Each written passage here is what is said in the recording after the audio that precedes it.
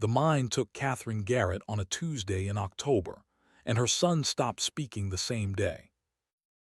She was not supposed to be in Silver Ridge Mine that morning.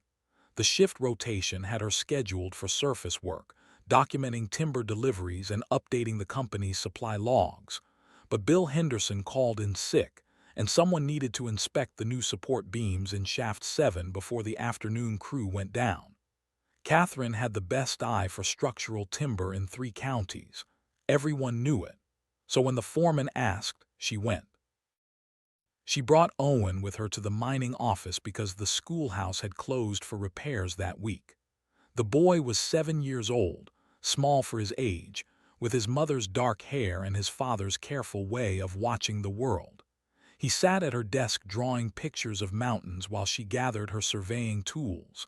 The leather case with the brass compass, the notebook with the graph paper pages, the measuring tape her own father had given her when she first started working the mines back in Colorado.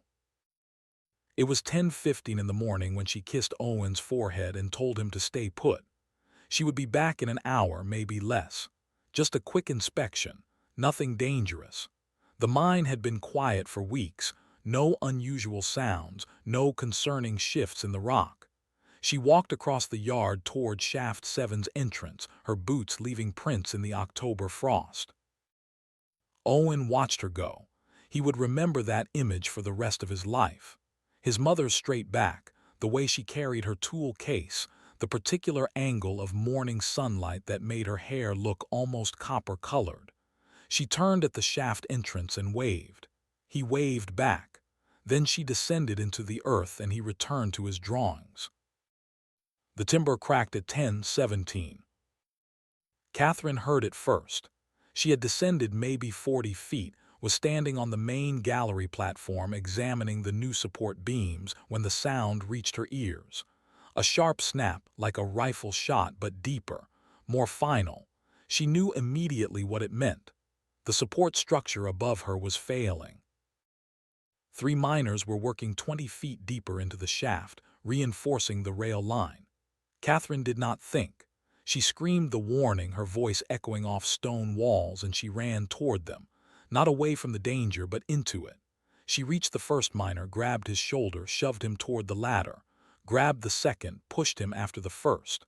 The third miner, a young man from Nebraska, froze in panic.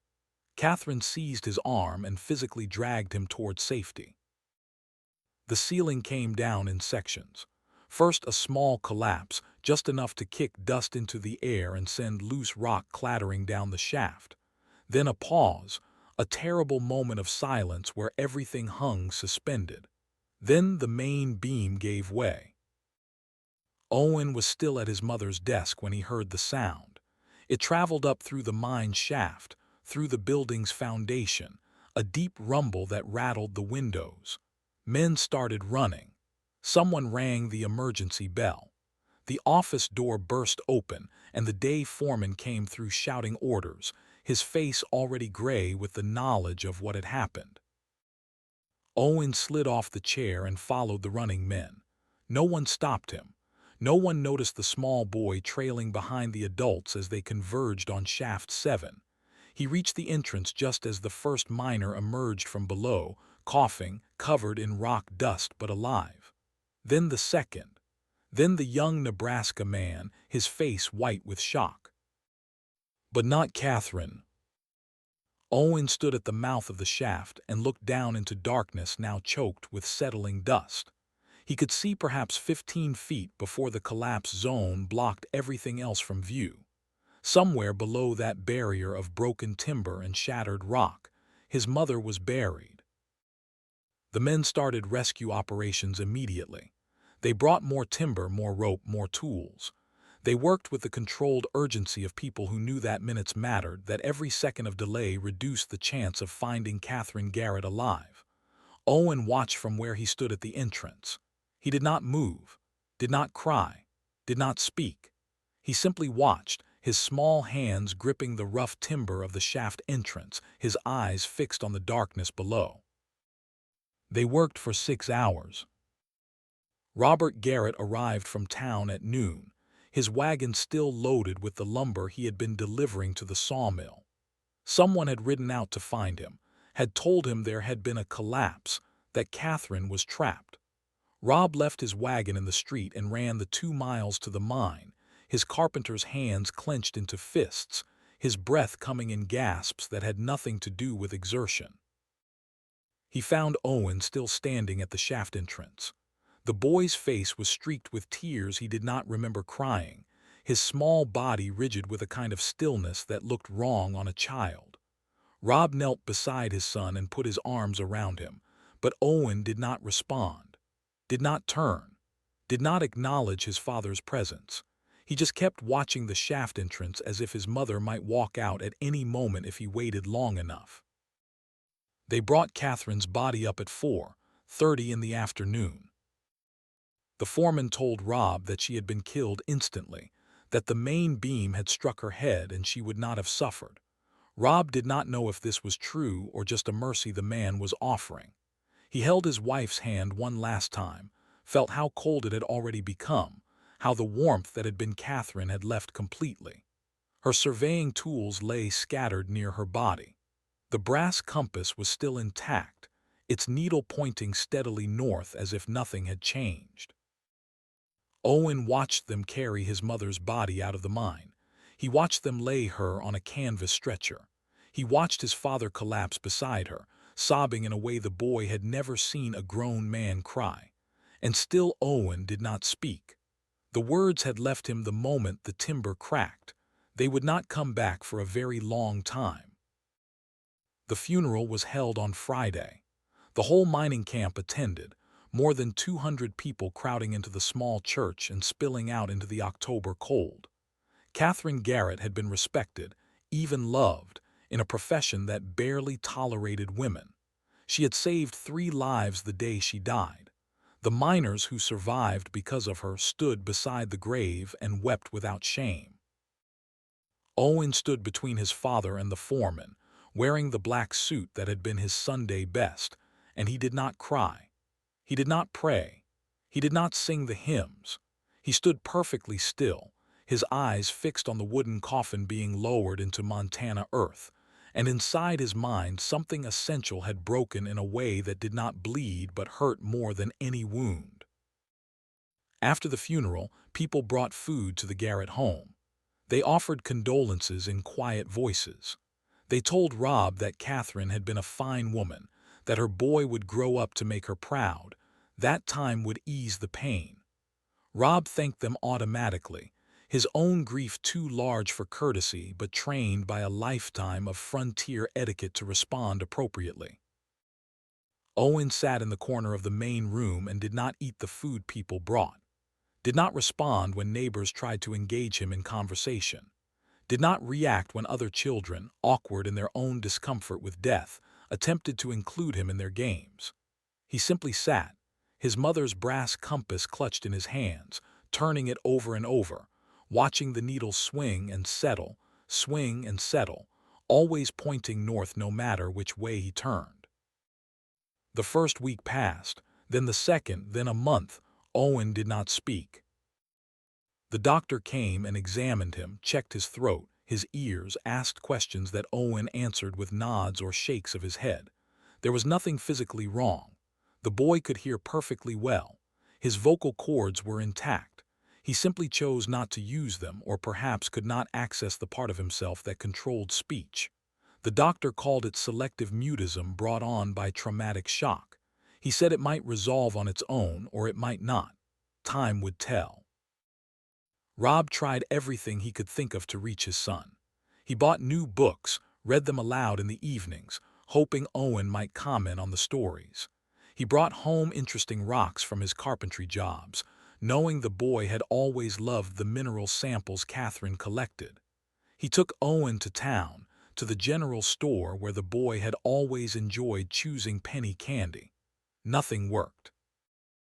Owen went through the motions of living, but seemed to be doing so from a great distance, as if he was only partly present in the world.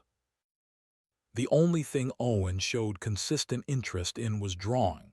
He drew constantly, covering page after page with graphite sketches. but the subjects of his drawings were troubling. Underground spaces, tunnels extending into darkness, shafts descending into the earth, cross-sections of mines, remarkably accurate for a child who had never studied engineering. Again and again, Owen drew the underground, as if trying to understand the space that had taken his mother, or perhaps trying to bring her back by documenting the world where she still existed in his mind. Rob watched his son draw and felt his own helplessness grow like a stone in his chest.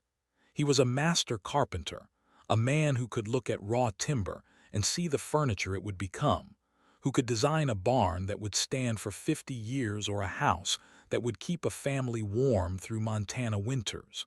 But he could not fix what was broken in his son. He could not build a bridge back to the boy who had disappeared into silence. At night, Rob lay in the bed he had shared with Catherine and stared at the ceiling and wondered if he was failing everyone he loved. He had not been there to save Catherine. He could not reach Owen. The ranch work that had always grounded him now felt like pointless motion, just ways to fill the hours until he could sleep and temporarily escape the weight of grief and inadequacy. September turned to late autumn. The aspens on the mountainsides blazed gold and then lost their leaves. The first real cold settled into the valleys. Rob continued his carpentry work because bills still needed paying and life continued its relentless forward motion regardless of personal tragedy. Owen attended the small schoolhouse when it reopened, sat silently at his desk, completed his assignments in writing, and never spoke a single word. The other children learned to leave him alone. The teacher, a kind woman named Mrs. Patterson who had lost her own husband to a mining accident years earlier, tried to draw Owen out with gentle questions and patient attention. But even her experience with grief could not penetrate the wall of silence the boy had built around himself. Rob began to understand that his son was not just sad. Owen was fundamentally altered. The boy who had laughed easily and asked endless questions about how things worked and invented elaborate games with wooden blocks no longer existed. In his place was this quiet child who seemed to be waiting for something, though what that might be, Rob could not guess. It was late September when Rob made the decision to go hunting. The ranch needed meat for winter, and more than that, Rob needed to be away from the house where every room reminded him of Catherine. He needed to be moving through the mountains where the silence was natural instead of painful, where being alone did not feel like failure. He left before dawn on a Saturday, told Owen he would be back by evening, and headed into the foothills above the mining camp. The day was clear and cold, the kind of autumn morning where your breath made clouds and the earth smelled like pine needles and coming winter. Rob tracked an elk for most of the morning, following the signs through dense timber and across rocky slopes. By midday he had wounded the animal with a shot that was good but not perfect. The elk ran, and Rob followed, tracking blood spots on stone and broken branches where the animal had crashed through underbrush. The trail led him into a steep ravine he had never explored, a narrow cut in the hillside thick with scrub oak and wild rose bushes. He was pushing through the thorny tangles when he saw it, a dark opening in the limestone cliff face, partially hidden by vegetation but unmistakable once you noticed it. An old mine entrance, or perhaps a prospect tunnel from the gold rush days 20 years earlier. Rob approached carefully, his carpenter's eye automatically assessing the timber work around the entrance. Old but solid. Hand-hewn beams, probably pine, with the characteristic adze marks of 1870s construction. He peered into the opening. The elk was nowhere in sight, had probably continued over the ridge above. But Rob found himself curious about the tunnel. He lit a match and stepped inside. The space extended perhaps 40 feet into the hillside, following what had probably been a promising vein that ultimately yielded nothing worth mining. The ceiling was high enough for a man to stand comfortably. The floor was relatively level, composed of broken rock and accumulated dirt from decades of slow weathering. The air was cool but not damp, fresh but not drafty. Ventilation was clearly adequate, probably through cracks in the rock above. Rob walked the length of the tunnel, examining the support timbers with a professional eye. They were remarkably well preserved, protected from weather and rot by the stable underground environment. A few needed reinforcement, but the basic structure was sound. More than sound. With some work, this space could be genuinely useful. For what, Rob was not initially certain. Storage, perhaps. A root cellar for winter vegetables. A workshop space where he could work on carpentry projects away from the house. But as he stood in the cool dimness, imagining possibilities, a different thought began to form. Owen drew underground spaces constantly, obsessively. The boy clearly needed to process something about the mind that took his mother, needed to understand or reconcile or make peace with the underground. But he could not go near Silver Ridge Mine. The one time Rob had suggested visiting Catherine's grave, which was near the mine entrance, Owen had started shaking so violently he could barely walk. What if Owen had an underground space that was safe? That belonged to him. That was not a mine full of death but a workshop full of life and creation. What if the boy could explore the underground without fear, could spend time in the earth without trauma, could make peace with the space that haunted his drawings? Rob stood in that abandoned tunnel and felt something shift in his chest. This could be it. This could be the thing he could build for his son that might, just possibly, help the boy find his way back. He emerged from the tunnel into afternoon sunlight with his mind already sketching plans. He would not tell Owen yet. He would build it first, make it perfect, then reveal it as a gift. A secret underground workshop, a place that was magical instead of tragic, a space where father and son could work together with their hands and maybe, in the process of building things, rebuild what had broken between them. Rob returned to the mining camp empty-handed, his elk forgotten, but carrying something more valuable. He had a plan. For the first time since Catherine died, Robert Garrett had a purpose beyond simple survival. That evening after Owen had gone to bed, Rob sat at the kitchen table with paper and pencil and began sketching. He drew floor plans for the tunnel, lists of materials he would need, designs for furniture scaled to a child's size, ideas for making the space warm and inviting and safe. He worked late into the night, and for the first time in 11 months, the work felt like hope instead of just distraction. The next morning, Rob began gathering supplies. He could not buy everything at once without raising questions about what he was building, so he accumulated materials gradually. A few boards from each carpentry job, nails and hardware purchased in small quantities from different merchants, canvas for ceiling work, oil for lamps, paint in colors that Owen might like. He started construction the following week, working in the early mornings before Owen woke and in the evenings after the boy had gone to sleep. He told Owen he had extra carpentry jobs in town, which was true enough. He did have work. He simply also had a secret project that consumed every spare moment. The physical labor was its own kind of therapy. When Rob was hauling timber up the ravine, his mind could not circle endlessly around his failure to save Catherine. When he was measuring and cutting and fitting boards together, he could not dwell on the sound his wife had made when they brought her body up from the mine. The work filled the spaces that grief had hollowed out, gave his hands something to do besides clench uselessly at his sides. He made mistakes, of course. The first attempt at flooring was uneven, and he had to pull it up and start again. The shelving he built initially was too high for Owen to reach comfortably. The ventilation system needed 3 different designs before it worked properly, but each mistake taught him something.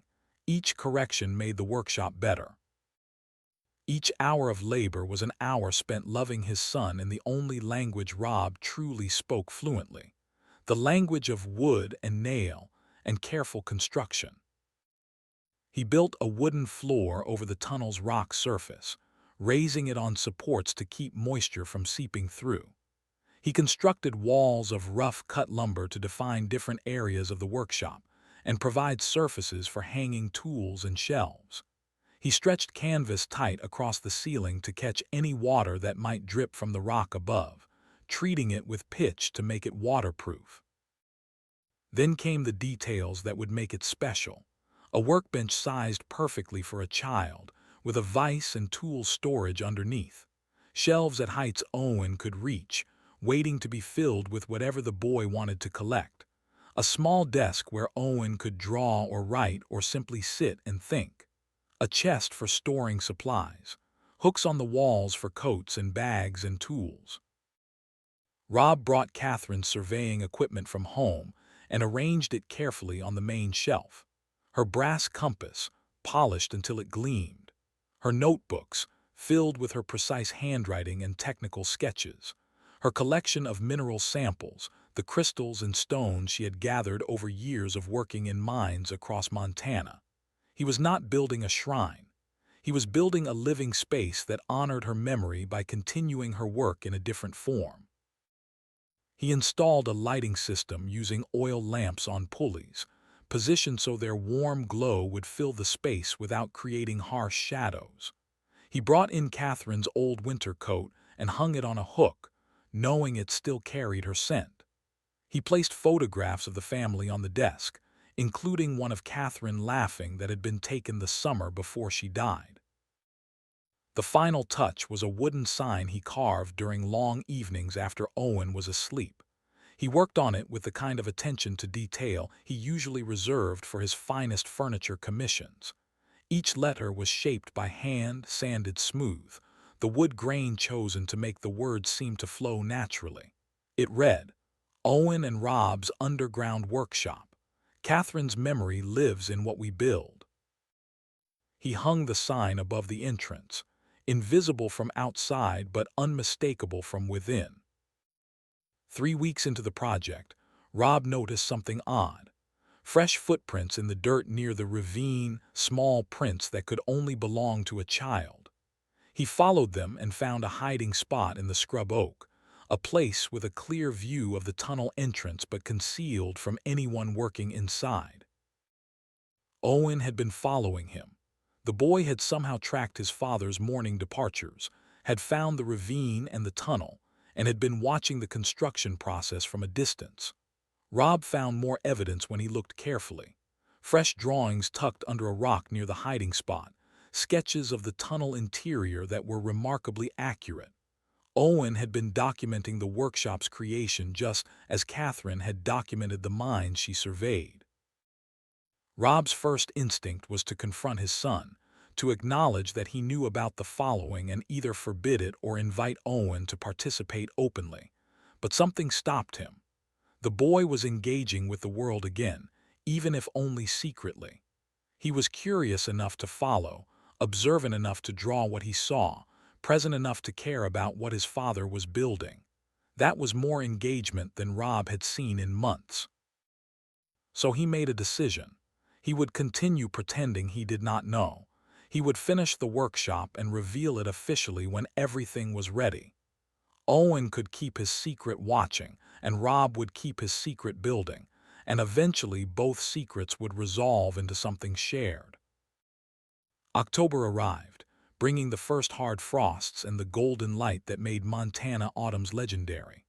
The workshop was nearly complete. Rob installed the final shelves, arranged Catherine's mineral collection by type and color, made sure every lamp was filled with oil, and every tool was sharp and ready. He brought in a small stove for heat, though the underground temperature stayed relatively constant regardless of surface weather. He added blankets, thinking Owen might want to spend long hours in the space, might need comfort as well as tools. Frank Dawson discovered the project by accident in late October. The foreman had been hunting in the same area and stumbled across Rob emerging from the ravine, his arms full of wood shavings and sawdust from the day's work. Frank followed him back to the tunnel entrance, and Rob had no choice but to show him what he had been building. Frank stood in the completed workshop and did not speak for a long time. He examined Catherine's surveying tools, her notebooks, the carefully arranged workspace. He read the sign above the entrance. When he finally turned to Rob, there were tears in his eyes.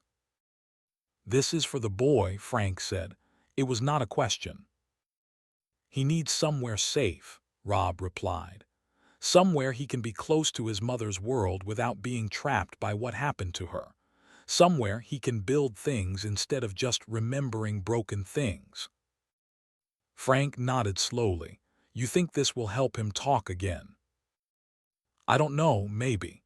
Or maybe it will just give him somewhere he can be silent without everyone worrying about him. Either way, he needs this. I can feel it." "Catherine would love this," Frank said quietly. "She always said you understood people through what you built for them, not what you said to them." They stood together in the workshop, two men bound by their connection to a woman who had died saving others, and for a moment the space felt full of her presence. Not haunted, not sad, just alive with the memory of someone who had loved learning and building and understanding how the world worked beneath its surface. The next evening Frank returned. He had brought something wrapped in canvas. "I've been carrying this since the accident," he said, unwrapping a small music box that had belonged to Catherine. "I pulled it from her desk after. Couldn't bring myself to give it to you or the boy. Seemed too painful, but maybe it belongs here." Rob took the music box carefully. It was a beautiful piece, probably made in Germany, with an inlaid wooden design of mountains and forests. Catherine had bought it with her first mining wages, a rare indulgence for a woman who spent most of her money on surveying equipment and books. Rob wound the key and the mechanism clicked and turned, playing a waltz that Catherine had loved. He placed it on the desk in the workshop, next to her compass and her photographs. The music filled the space with something bright and alive, something that transformed the workshop from a memorial into a celebration. Sam Chen entered the story unexpectedly, appearing at Rob's carpentry shop one afternoon in early November with a proposal. Sam was 19, the son of Chinese miners who had worked the early gold claims, educated far beyond what his circumstances allowed him to use. He had heard about Owen's silence through the small community network that connected all the mining families, and he had an idea. "I could teach the boy Mandarin," Sam said. "Written Mandarin. It is a language of symbols, not sounds. Perhaps if he can communicate in a new language, one without the pain of English attached, it might help him find his way back to speaking." Rob was skeptical but desperate enough to try anything. He agreed, and Sam began visiting the Garrett home twice a week, teaching Owen basic Chinese characters through writing and gesture. To Rob's surprise, Owen responded. The boy learned quickly, his drawings of Chinese characters precise and confident. He began using them to communicate simple ideas, writing symbols in the margins of his regular schoolwork. Rob watched this development with cautious hope. Owen was engaging, was learning, was choosing to communicate even if not through speech. It was progress, small but unmistakable. As November arrived and the workshop neared true completion, Rob felt the moment approaching when he would need to reveal it to his son. He was both excited and terrified. What if Owen hated it? What if the underground space triggered his trauma instead of healing it? What if 3 months of secret work meant nothing? But he had come too far to turn back now. The workshop was finished. It was beautiful. It was ready. On the first Saturday of November, Rob made his decision. That afternoon, after Owen had finished his morning chores and his Mandarin lesson with Sam, Rob approached his son in the kitchen where the boy was drawing at the table. "I want to show you something," Rob said carefully. "Something I have been building for you." Owen looked up from his drawing, his dark eyes curious but cautious. "It is a special place," Rob continued. "A workshop, our workshop. You do not have to see it if you do not want to. but I built it hoping you might like it." Owen set down his pencil. He looked at his father for a long moment, and Rob could see the boy calculating something, weighing possibilities. Finally, Owen nodded once. Yes, he would see it. They walked together up the ravine trail, neither speaking.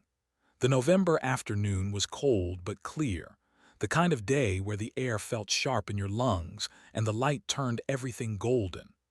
Owen followed his father through the scrub oak and wild roses, along the path the boy had secretly walked many times before in his hidden observation of the construction. When they reached the tunnel entrance, Rob stopped. "It is through here," he said. "It is not a mine, son. It is a workshop, our workshop. You do not have to go in, but if you want to, it is yours." Owen stood at the entrance and looked into the darkness beyond. Rob could see the boy's body tense, could see the fear flash across his face. This was an underground space, and underground spaces had killed his mother.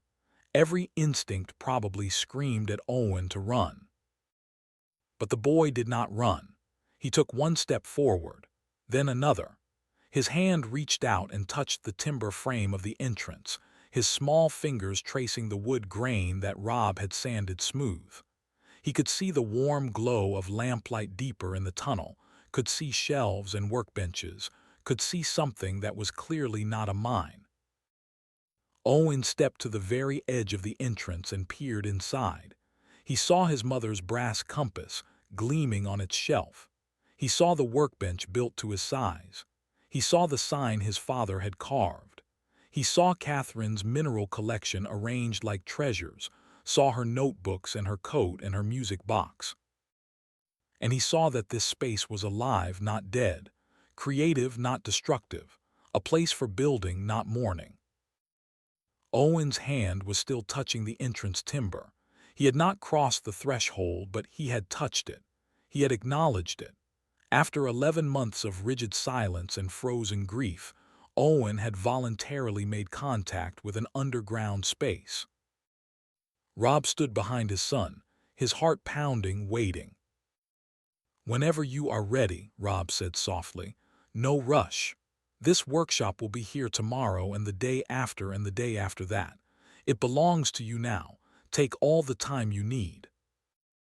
They stood together in the November cold, father and son, at the entrance to something that might heal or might fail, and neither knew which it would be. But Rob had built it. He had tried. He had taken his grief and his inadequacy and his desperate love for his silent son and transformed them into wood and stone and space. Whatever happened next was beyond his control. That night, after they returned home and ate dinner in their usual silence, Owen went to his room. Rob cleaned the kitchen and sat at the table with his own drawings and plans, trying to distract himself from the anxiety of not knowing how his son had truly reacted to the workshop. An hour later, Owen emerged from his bedroom. He walked to the kitchen table and placed a piece of paper in front of his father. On it, in his careful handwriting, were 4 words: "When can we work there?" Rob read the question 3 times, barely able to believe what he was seeing. This was the first question Owen had asked about anything in 11 months, the first expression of desire or intention or future planning, the first indication that the boy wanted something beyond simple existence. "Tomorrow," Rob said, his voice rough with emotion he was trying to control. "We can go tomorrow. We can go every day if you want." Owen nodded. Then he did something he had not done since the day his mother died. He reached out and took his father's hand, held it for just a moment, a brief connection that communicated everything words could not. Then he went back to his room, leaving Rob sitting at the kitchen table, staring at 4 words written on a piece of paper, feeling something like hope uncurl in his chest for the first time since October of the previous year. Outside, the Montana night was cold and clear. The stars were bright above the mountains, and hidden in a ravine, accessible only to those who knew where to look, an underground workshop waited. Empty now, but not for long. Soon it would be filled with the sounds of tools and work and maybe, eventually, the sound of a boy finding his voice again in the only place that felt safe enough to try. The mine had taken Catherine Garrett on a Tuesday in October, but perhaps, in a way no one could have predicted, she was still teaching her son how to survive in darkness, how to find light underground, how to build something beautiful from broken timber and shattered stone. The workshop was ready. Owen had touched its entrance. Tomorrow they would begin. And somewhere in the space between grief and healing, between silence and speech, between the underground dark and the lamplight glow, something essential was beginning to shift. Not quickly, not easily, but real nonetheless. Rob folded Owen's note carefully and placed it in his shirt pocket, right over his heart. 4 words. When can we work there?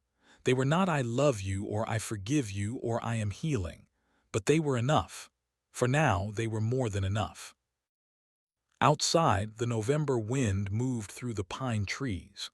Inside, a father sat alone at a kitchen table and allowed himself to believe that maybe, just maybe, he had built something that mattered, that the workshop in the ravine might actually help his son find a way back from the silence that had swallowed him. He did not know yet that the workshop would save both their lives in ways he could not imagine. He did not know that what he had built from desperation and love would become something larger than either of them. He only knew that tomorrow, he and Owen would walk up that ravine together and begin working in the space he had created. And that was enough. For tonight, that was more than enough.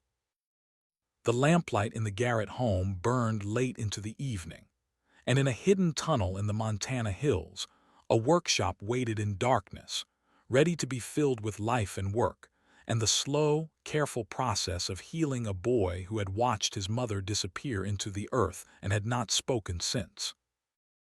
Tomorrow would come soon enough, and with it, the first real steps toward whatever came next.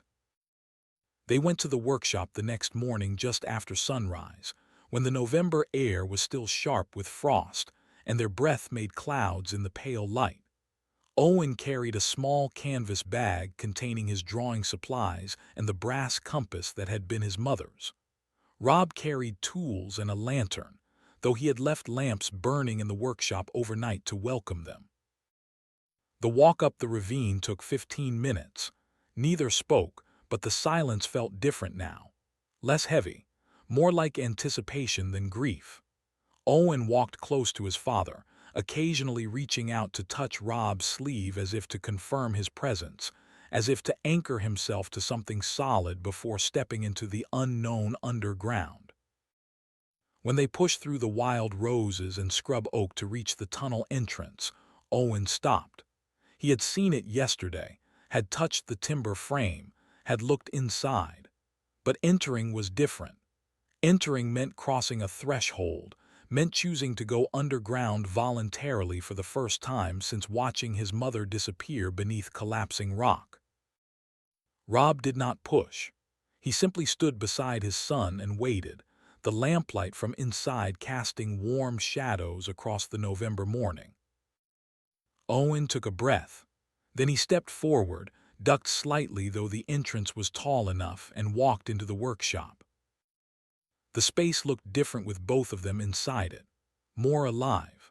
The lamplight caught the grain in the wooden walls Rob had built, made Catherine's mineral collection sparkle on its shelves, reflected off the brass compass and the glass face of the music box. The air was cool but not cold, fresh but not drafty, exactly as Rob had designed it. Owen walked slowly around the perimeter, his hand trailing along the workbench, touching the tools arranged there, examining his mother's surveying notebooks, studying the photographs Rob had placed on the small desk. He stopped in front of Catherine's winter coat hanging on its hook and stood there for a long moment, so still that Rob wondered if the boy had frozen again, had retreated back into the silence that had become his refuge. Then Owen reached up and touched the coat's sleeve, rubbed the wool fabric between his fingers and brought it close to his face. Rob knew what his son was doing. The coat still held Catherine's scent, faint but unmistakable, cedar and sage and the particular smell of her hair. Owen breathed it in, his eyes closed, and Rob had to look away because the intimacy of the moment felt almost too private to witness. They stayed in the workshop for 20 minutes that first morning. Owen did not draw or build anything. He simply explored, touching surfaces, opening drawers, running his fingers over his mother's handwriting in her geological notebooks. He was learning the space, making it familiar, claiming it as his own through careful examination. When they left, Owen turned at the entrance and looked back at the workshop one more time. Then he nodded to his father, a small gesture but clear. This was good. This was safe. They could return. The second visit came that same afternoon. Owen finished his schoolwork early and wrote a note asking if they could go back to the workshop. Rob agreed immediately, and they made the walk up the ravine again. This time Owen entered without hesitation, went directly to the workbench, and began examining the carpentry tools Rob had arranged there. Rob showed him how to hold a plane properly, how to read wood grain, how to mark measurements with a pencil line that could be followed precisely.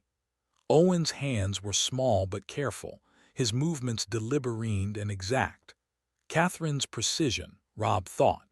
The boy had inherited his mother's attention to detail, her ability to focus completely on the task in front of her. They worked for an hour.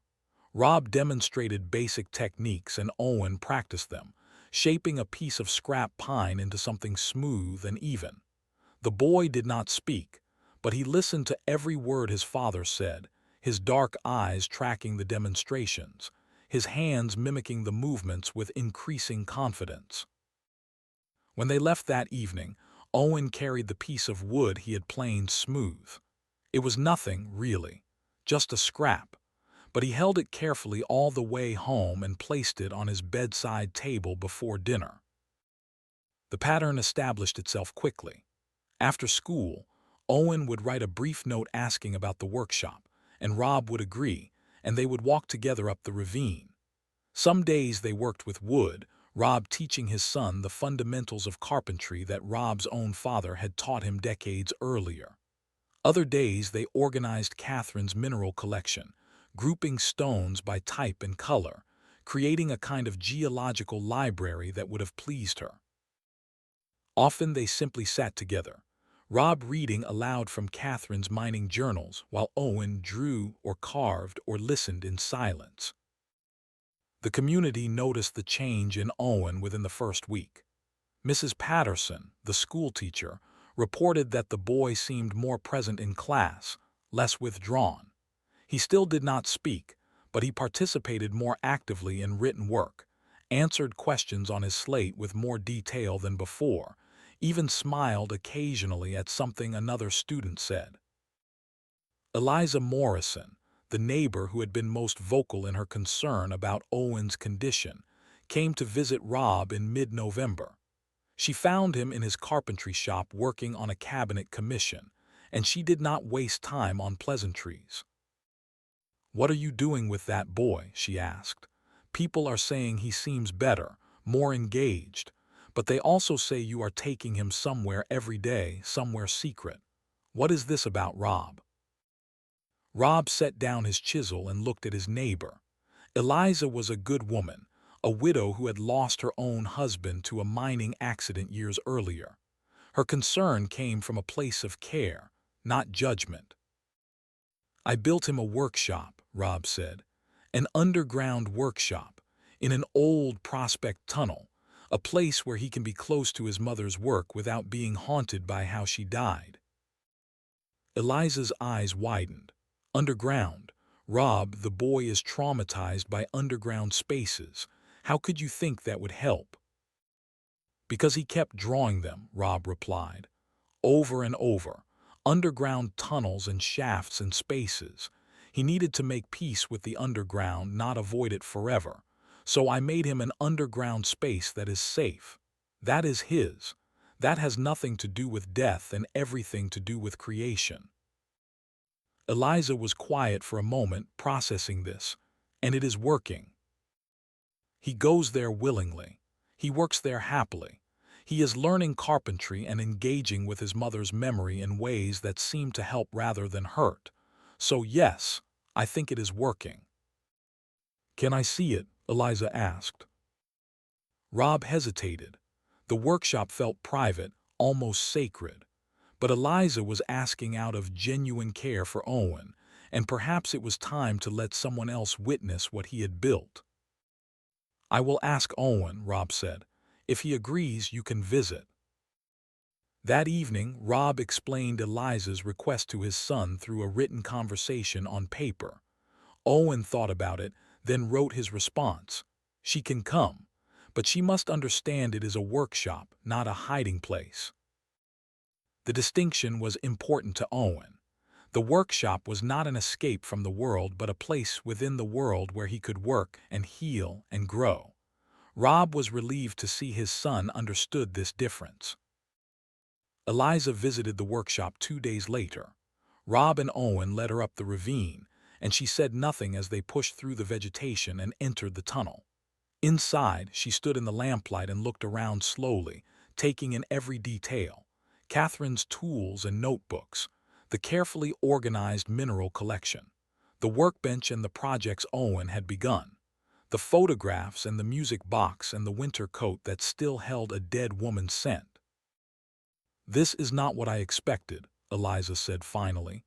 I thought you had built him a cave to hide in, but this is a workshop, an actual working space, and Catherine is everywhere here, but not in a sad way, in a present way.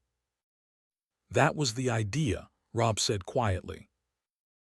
Eliza turned to Owen. May I see what you are building? Owen showed her the small box he was working on, a container for storing his mother's smaller mineral samples. The joinery was simple but precisely done, the wood chosen for its interesting grain pattern. For a child of 8, it was remarkably skilled work. Your mother would be very proud of this, Eliza said. Owen wrote on his slate, I'm trying to make things that last, like her memory. Eliza read the words and her eyes filled with tears. She knelt down to Owen's level and spoke directly to him. You are making things that last, Owen, and you are becoming someone she would be proud to know. That is how we honor the dead, not by staying frozen in grief, but by living in ways that reflect what they loved about life. Owen nodded, and for just a moment his hand reached out and touched Eliza's arm. A brief connection, then withdrawn, but it was there. The boy was beginning to reach out to people again, small gestures at a time. As November deepened into winter, the workshop routine became the center of Rob and Owen's shared life. They spent 3 or 4 hours there most afternoons, working on projects that Rob designed to teach carpentry fundamentals while creating items that honored Catherine's memory. Their first major project was a shadow box for Catherine's compass. Rob taught Owen how to cut precise miters for the frame, how to root a groove for the glass front, how to create a backing that would display the compass at the perfect angle. They worked on it for 2 weeks, taking their time, making sure every joint was tight and every measurement exact.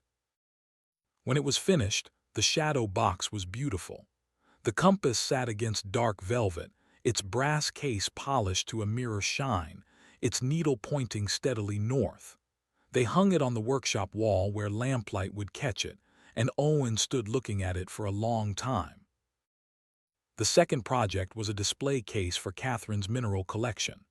This was more ambitious, requiring multiple compartments sized for different specimens, a glass front that could be removed for access, and labels for each stone type. Rob let Owen do more of the work this time, supervising but not controlling, teaching techniques, but letting the boy make his own decisions about design and execution. Owen approached the project with an intensity that reminded Rob painfully of Catherine. The boy measured 3 times before every cut, tested fit repeatedly before committing to glue, sanded surfaces until they were glass smooth. When he made mistakes, he did not get frustrated. He simply corrected them with the same careful attention he brought to everything else. The display case took 4 weeks to complete. When they finally installed Catherine's minerals in their new home, organized by geological type with labels Owen had written in his careful script, the result looked professional. Museum quality. Rob found himself wondering if his son might become a master craftsman someday, if these skills he was learning in grief might become the foundation for a lifetime of creation. In mid-December, something unexpected happened. Owen and Rob were working in the workshop on a cold afternoon, shaping pieces for a bookshelf that would hold Catherine's mining journals, when Owen reached for the music box on the desk. He wound the key and the mechanism engaged, playing the waltz that had been Catherine's favorite. Rob glanced at his son, saw the boy's face transform as the music filled the underground space. Owen's eyes closed. His body swayed slightly to the rhythm, and then, so quietly that Rob almost missed it, Owen began to hum. Not words, not speech, just humming, matching the melody of the music box, following the waltz's rise and fall with unconscious ease. Owen did not seem to realize he was making sound. He was lost in the music, in the memory of his mother, in something beyond words. Rob froze, afraid that any movement might break the spell. He watched his son hum along with the music box, watched the first vocalization in 14 months emerge naturally, without force, without fear. When the music stopped, so did the humming. Owen opened his eyes, picked up his tools, and returned to work on the bookshelf as if nothing significant had happened. But Rob had heard it. His son's voice still existed, still functioned. It was simply locked away somewhere deep, waiting for the right moment to emerge fully. The music box had found a key that opened a small door. Perhaps other keys existed, other doors that might open in time. Rob did not mention the humming to Owen. Some things were too fragile to acknowledge directly. But that night, after Owen had gone to bed, Rob sat at the kitchen table and allowed himself to hope in a way he had not permitted since Catherine died. His son might speak again. The voice might return. The workshop might actually be working. Frank Dawson visited the workshop for the first time in early January. He came at Rob's invitation, carrying something wrapped in canvas. Owen was there, working on yet another project, and he looked up when the foreman entered the underground space. Frank stood just inside the entrance, his bulk seeming to fill the tunnel, his face working through emotions Rob recognized. Guilt, grief, regret. This was the man who had sent Catherine into Shaft 7 the day she died. The man who had made the decision that ended her life, however innocent his intentions. "Owen," Frank said, his voice rough. "I have wanted to talk to you for a long time. I need to say something." Owen set down his tools and waited, his dark eyes watchful. "I sent your mother into that mine," Frank continued. "I made the call. I asked her to do the inspection. If I had sent someone else, she would still be alive. I have to live with that. I will always live with that. But I want you to know that I am sorry. I am so deeply sorry." Owen picked up his slate and wrote carefully. Then he held it up for Frank to read. "It was not your fault. Accidents happen. Mama knew the risks." Frank read the words and something broke in his expression. He covered his face with his hands and wept, the kind of crying that comes from months of suppressed grief finally finding release. Rob moved to put a hand on the man's shoulder, but Owen got there first. The boy walked across the workshop and touched Frank's arm, a gesture of comfort from a child to a man twice his size and 3 times his age. When Frank had recovered himself, he unwrapped the canvas bundle he had brought. Inside was a collection of Catherine's geological samples, stones she had kept in her desk at the mining office, specimens Frank had saved from being thrown away after the accident. "These are beautiful," Frank said, handing them to Owen. She found this one in Shaft 3, said it was the prettiest pyrite she had ever seen. This one came from the old claim up near Pine Creek. She said the crystal structure was perfect. I thought maybe they belonged here with the rest of her collection. Owen took the stones reverently, examined each one, then carried them to the display case. He found spaces for them among the specimens already arranged there, created new labels in his careful handwriting, integrated them into the collection his mother had started and he was continuing. Frank stayed for an hour, helping with the bookshelf project, talking about Catherine in ways that celebrated her life instead of mourning her death. He told Owen stories about the minds she had surveyed, the innovations she had suggested, the respect she had earned from men who initially resented her presence.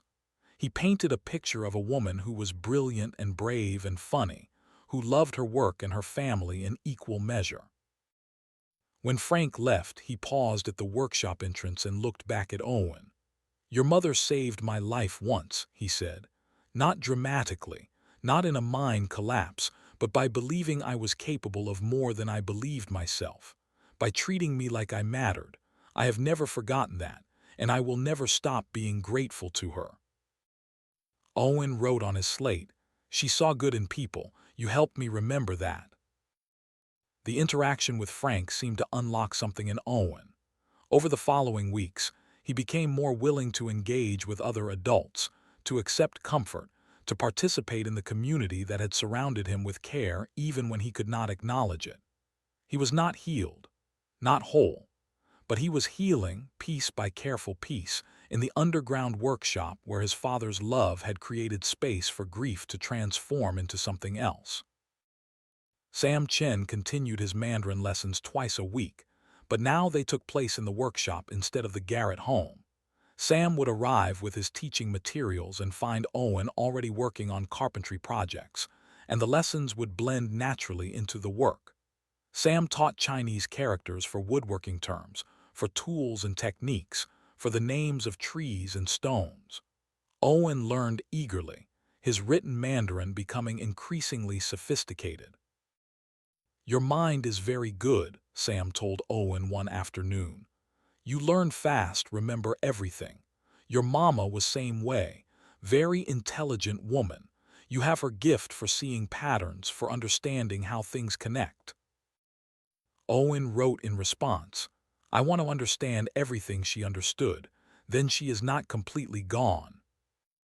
Sam considered this carefully before answering. "In China, we believe ancestors live in what their children become. You study her work, learn her knowledge, build with your hands the way she built with her mind. In this way, she is not gone. She is continued. Very different thing." The idea seemed to resonate with Owen. In the weeks that followed, he threw himself into studying Catherine's mining journals with new intensity, reading her technical observations, copying her sketches, trying to understand the geological principles she had mastered. He was too young to comprehend most of it, but the effort mattered. He was reaching toward his mother through knowledge, trying to build a bridge across death through shared understanding. In late January, something happened that could have ended the workshop project entirely. A mining company inspector named Harrison arrived at Silver Ridge to assess the condition of all tunnels and shafts in the area, both active and abandoned. His job was to identify safety hazards, unstable structures, and any unauthorized use of company property. Someone mentioned the old Prospect Tunnel where Rob Garrett was rumored to be doing something unusual. Harrison made it his business to investigate. He arrived at the ravine on a cold afternoon when Rob and Owen were both in the workshop, working on the rocking chair they had recently begun constructing from timber salvaged from the mine where Catherine died. Harrison was a tall man with a bureaucrat's careful manner and an engineer's eye for structural detail. He pushed through the entrance without announcing himself, making Rob jump and Owen freeze in the middle of sanding a chair leg. "This tunnel is company property," Harrison said without preamble. "You are trespassing, and you have made significant modifications without authorization. I should report this immediately." Rob stood, placing himself between the inspector and his son. This tunnel was abandoned 15 years before the company bought these mineral claims. It has no commercial value. We are not interfering with any active operations. "Nevertheless, it is on company land," Harrison replied. He walked around the workshop, examining the construction with professional attention. He tested the timber supports Rob had reinforced. He checked the ventilation system. He studied the floor and the ceiling and the walls. Then he saw Catherine surveying tools. Her notebooks, the photographs, the memorial nature of the space became clear. Harrison paused in front of the display case holding Catherine's mineral collection. He read the labels Owen had written, recognized some of the specimens, understood what he was looking at. He turned to Rob with a different expression on his face. "This was Catherine Garrett's collection," Harrison said. "It was not a question." "My wife," Rob confirmed. "She died in Shaft 7 collapse last year. This is my son Owen. He has not spoken since watching her die. I built this workshop to help him heal." Harrison looked at Owen, who was still frozen in place, his eyes wide with fear that this stranger would take the workshop away. The inspector studied the boy's face, the carefully built furniture, the projects in progress. He seemed to be weighing something. "I had a daughter," Harrison said finally. "She died when she was 6, fever, quick like your wife. For 2 years afterward I could not bear to be in our house. Everything reminded me of her.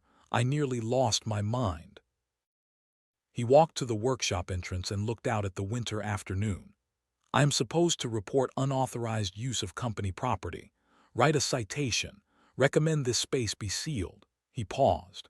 "But my report will say this tunnel is abandoned, structurally unsound, and not worth the cost of proper sealing. As far as the company is concerned, nothing is here. However," he turned back to face Rob, "if there were a workshop here, it would need proper safety measures, enhanced ventilation, additional support bracing in the back third of the tunnel.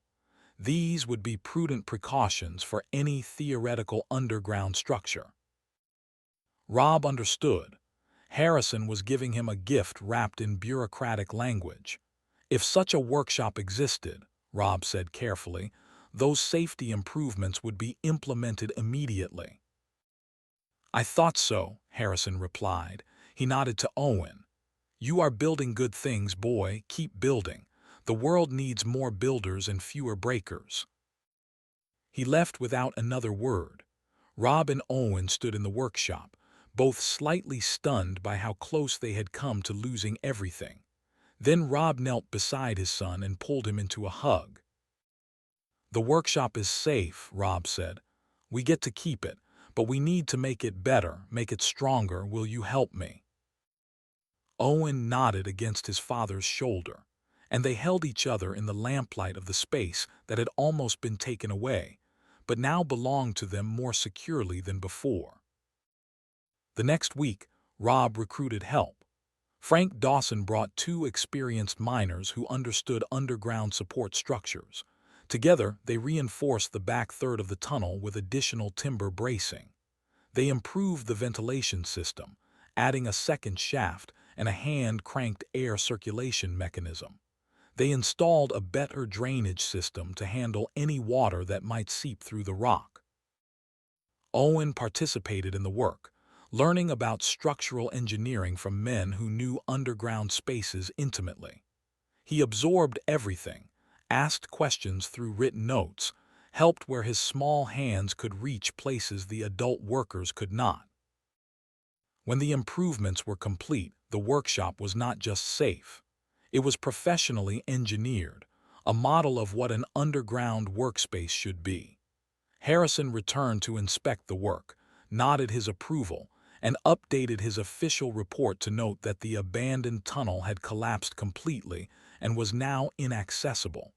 The fiction protected them perfectly.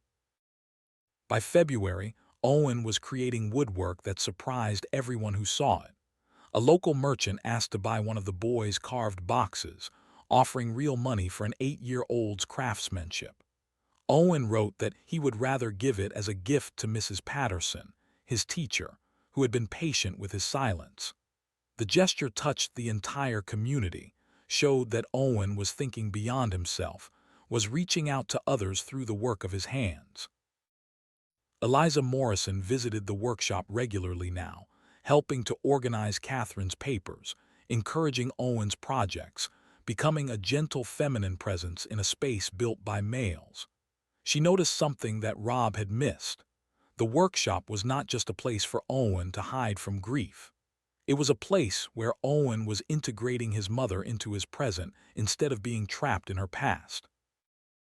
"He talks to her here," Eliza observed to Rob one afternoon when Owen was absorbed in carving. "Not out loud, but through his work. Every piece he builds is a conversation with Catherine. Every stone he labels is him continuing her research. This is not avoidance, Rob. This is integration. You built him a place where loving his mother does not hurt so much that it paralyzes him." Rob had not thought about it that way, but Eliza was right. Owen was not hiding from his mother's memory in the workshop. He was living with it, working alongside it, honoring it through creation instead of drowning in it through despair. On February 14th, Rob arrived at the workshop to find a letter waiting for him on the workbench. Owen had written it in his careful script, had left it where his father would find it. Rob read it standing in the lamplight, and the words made his throat tighten with emotion. "Dear Papa," the letter began, "I know Mama is dead. I saw her die. I could not save her, and it hurt so much I could not make words work anymore. But in this workshop I can feel her still alive in the tools she touched, the rocks she found, the notebooks she wrote. You built this place so I could love her without it hurting so much. Thank you for understanding what I needed before I knew I needed it. I think my voice is coming back. I can feel it getting ready, like spring under snow. Love, Owen. P.S. Can we build a rocking chair from that mined timber? I think Mama would like that." Rob read the letter 3 times. Then he carefully folded it and placed it in his shirt pocket right over his heart. His son's voice was coming back, spring under snow, the perfect metaphor. Winter was not over, but thaw was approaching. The rocking chair project became their most ambitious work yet. Using timber salvaged from the mine where Catherine died was Owen's idea, written in a note that explained his reasoning with 8-year-old philosophy. This wood was last thing Mama touched. Making something beautiful from it means death does not win. The logic was simple but profound. Transform the material of tragedy into furniture of comfort. Take the wood that had failed to save Catherine and remake it into something that would hold people gently, that would rock them toward peace. They began the chair in mid-February, working from a design Rob sketched based on a rocker his own grandmother had owned. The joinery was complex, requiring precise angles and careful fitting. Owen was not strong enough to do the heavy cutting, but he did all the detail work, shaping the rockers, carving the decorative elements, sanding every surface until it was silk smooth. They worked on the chair for 2 weeks, making it the center of every afternoon session. The wood itself was different from the lumber Rob usually used.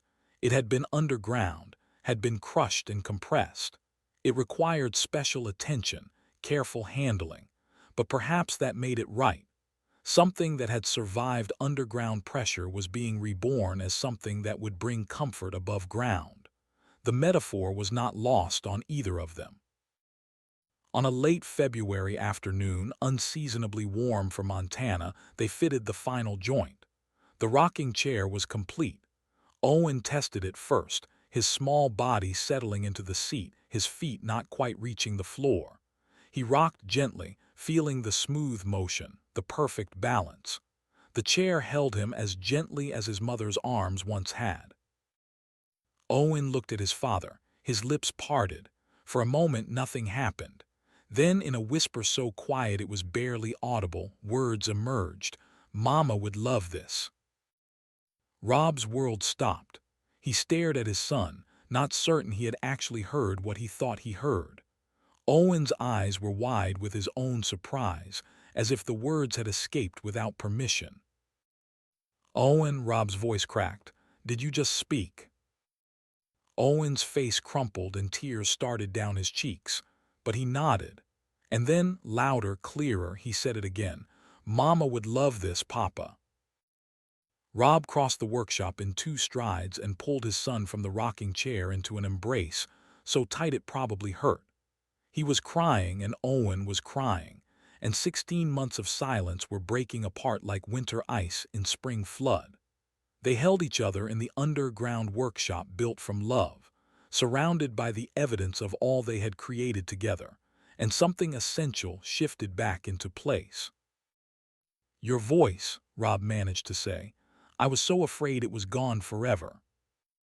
"It was waiting," Owen whispered against his father's shoulder, "waiting for something good enough to say, 'I love you, Papa. Thank you for building this place. Thank you for not giving up on me.'" They stayed like that for a long time, father and son, crying together in the lamplight while the rocking chair they had built from mined timber sat empty, waiting for someone to use it for the comfort it was designed to provide. When they finally separated, Rob kept his hands on Owen's shoulders, looking into his son's face, still not quite believing what had happened. Owen smiled. A real smile. The first genuine smile Rob had seen since before Catherine died. "Can we work on more projects?" Owen asked. His voice was rusty, uncertain, but it was there. "I want to build more things, things that last forever, like Mama's memory." "We can build anything you want," Rob replied. "Anything at all." They stayed in the workshop until dark, talking in fits and starts, Owen's voice gaining strength with use, Rob asking gentle questions and receiving answers spoken aloud instead of written on slates. They discussed projects they might attempt next, improvements they could make to the workshop, ways they might share what they were learning with other children who had lost parents to the mines. When they finally left the workshop and walked down the ravine toward home, the February evening was crisp and clear. Stars were beginning to show in the darkening sky. Owen held his father's hand and talked about his mother in ways he had not been able to for 16 months. He told stories Rob had forgotten, shared memories that proved Catherine lived on in every detail her son carried forward. That night at dinner, Owen spoke to his father across the kitchen table, not constantly, not fluently, but present, engaged, alive in ways he had not been since October of the previous year. Rob sat across from his son and marveled at what had happened. He had built a workshop from desperation and grief and imperfect love. He had not known if it would help. He had only known he had to try. And somehow, against odds he would not have dared to hope for, it had worked. The underground space designed for healing had given his son back his voice. Outside, Montana winter was beginning its slow surrender to spring. Inside the Garrett home, a different thaw was well underway. A boy who had been frozen in grief was beginning to move again, to speak again, to live again. The workshop had done what Rob hoped it might. It had created a space safe enough for Owen to be sad, to process what he had lost, to honor his mother's memory without being crushed by it. And in that safety, slowly, gradually, the boy had found his way back to the world. There would be setbacks ahead. Healing was never linear, but the voice had returned. That was proof enough that the silence was breaking, that spring was coming, that love built carefully into wood and stone could actually transform grief into something else. Rob looked at his son across the dinner table and allowed himself to believe that maybe, just maybe, they were going to be all right. Not the same as before, never the same, but all right nonetheless. And for tonight, that was more than enough. Tomorrow they would return to the workshop. There were more projects to build, more skills to learn, more ways to honor Catherine through the work of their hands. The rocking chair sat finished in the underground space, ready to hold anyone who needed its gentle motion. And somewhere in that workshop, in the lamplight and the smell of fresh cut wood, a mother's legacy lived on through what her husband and son were building together. The mine had taken Catherine Garrett, but the workshop was bringing her back, piece by piece, project by project, in ways neither Rob nor Owen could have predicted when they first stepped into that underground space together. And that was enough. For now and for always, that was enough. Owen's voice returned gradually over the following weeks, emerging like something that had been buried and now worked its way back to the surface. He did not suddenly become talkative. The 16 months of silence had changed him, made him careful with words, deliberate in their use. But he spoke when speaking mattered, and that was enough. At school, Mrs. Patterson wept the first time Owen answered a question aloud instead of writing on his slate. The other children, who had grown accustomed to his silence, stared in surprised wonder. Owen's voice was quiet but clear, and he used it to read a passage from Catherine's mining journal about the formation of crystal structures deep underground. The class listened in absolute stillness, understanding they were witnessing something remarkable. In the workshop, Owen talked more freely. He asked his father questions about carpentry techniques, wondered aloud about how his mother had learned to read rock formations, narrated his own work as he shaped wood and organized stones. The underground space had given him permission to be silent when silence was what he needed. Now it gave him permission to speak when words felt safe enough to use. Rob treasured every sentence his son spoke. Simple observations about the grain in a piece of pine, questions about how to improve a joint, stories about things that happened at school. Each utterance was evidence that Owen was finding his way back, that the workshop had worked exactly as Rob had desperately hoped it might. By late February, the transformation in Owen was visible to everyone in the mining camp. He smiled more readily. He played with other children during school recess, something he had not done since his mother died. He helped neighbors with small tasks, carrying firewood or fetching tools, participating in community life again. The boy who had been frozen in grief was thawing, and the whole camp noticed. Word spread about what Rob Garrett had built for his son. The story took on different forms depending on who was telling it, but the essential truth remained consistent. A father had constructed an underground workshop to help his grieving child heal, and against all reasonable expectation, it had actually worked. The mute boy was speaking again. The broken family was mending. Eliza Morrison came to Rob in the last week of February with a request that would change everything. She found him in his carpentry shop, where he was building a new cabinet for the workshop to hold the increasing number of projects Owen was creating. "There is a boy," Eliza said without preamble, "Tommy Thompson. His father died in Shaft 3 last November, cave in like Catherine. The boy saw it happen. He is 9 years old and he has not spoken since." Rob set down his plane and looked at his neighbor. He understood immediately where this was leading. "Mrs. Thompson asked me if there was anything that could be done," Eliza continued. "I told her about Owen, about the workshop, about how your son found his voice again in that underground space. She wants to know if Tommy could visit, if Owen might show him that healing is possible." Rob's first instinct was to refuse. The workshop was private, sacred, a space built specifically for Owen's healing. Opening it to others might dilute its power, might make it less effective, might somehow damage what he and his son had created together. But then he thought about Owen's letter, about the boy's growing engagement with the world, about how his son was reaching out to others through gifts and gestures. Perhaps the workshop's purpose was larger than just one family's grief. "I need to ask Owen," Rob said. This is his decision, not mine." That evening, Rob explained Eliza's request to his son. Owen listened carefully, his dark eyes thoughtful, processing what his father was telling him. "The workshop helped me," Owen said quietly. "Maybe it could help Tommy too. Mama always said knowledge should be shared. Maybe healing should be shared the same way."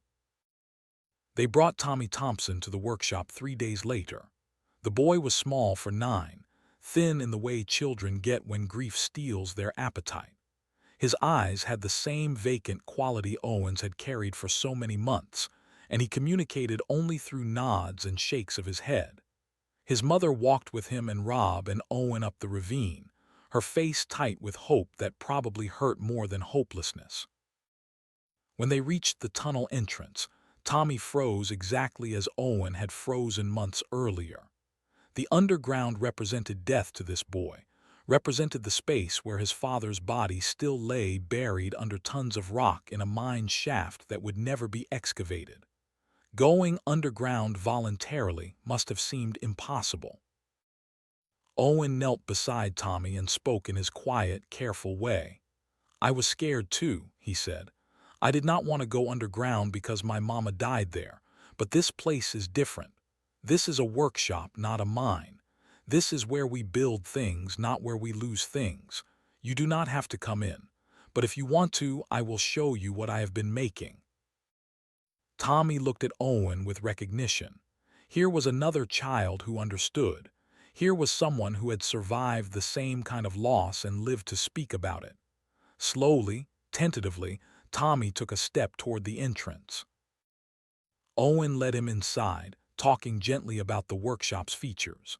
The workbench where they made furniture, the mineral collection that had belonged to Owen's mother, the rocking chair they had built from mined timber. Tommy touched surfaces cautiously, examining tools, running his fingers over smooth wood, gradually relaxing as he realized the underground could be safe. They stayed for an hour. Owen showed Tommy how to plane a piece of wood smooth, how to measure with a ruler, how to shape something rough into something refined. Tommy did not speak, but he participated. His hands worked the tools. His eyes tracked Owen's demonstrations.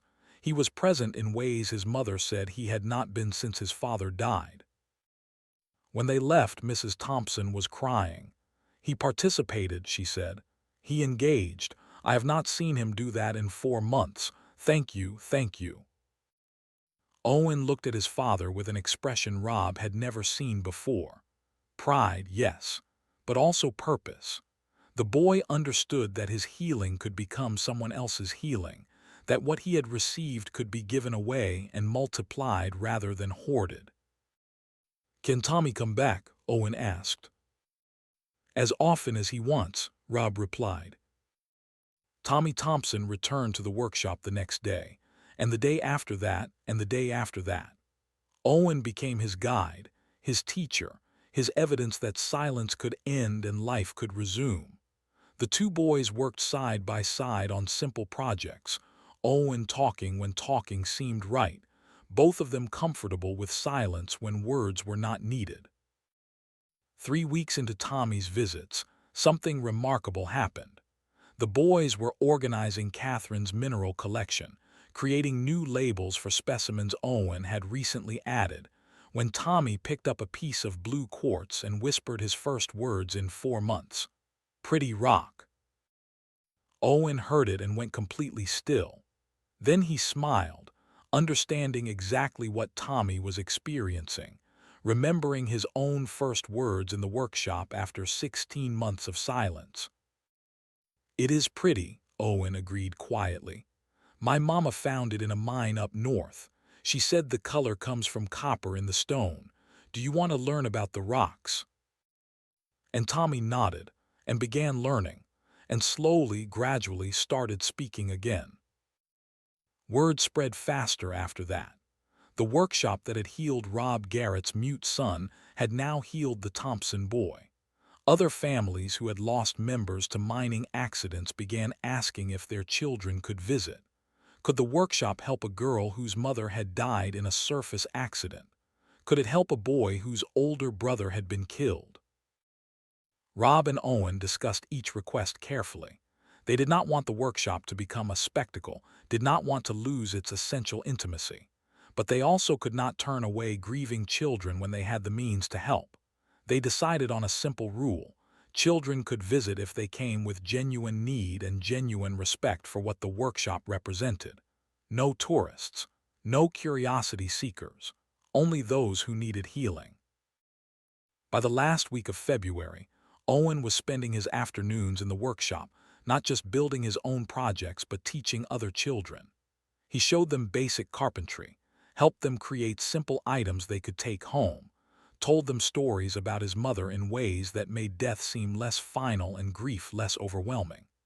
At 8 years old, Owen Garrett was becoming a healer, using the workshop his father had built to help other children find their way back from silence.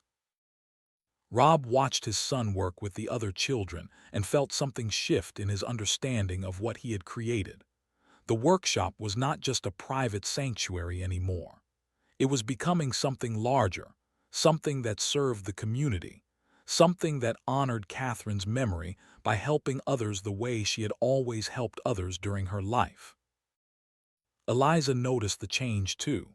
"You built this for Owen," she said one afternoon as she helped supervise a session where 3 children were working on projects. "But it is becoming something bigger. This is grief counseling through craft. This is trauma therapy through creation.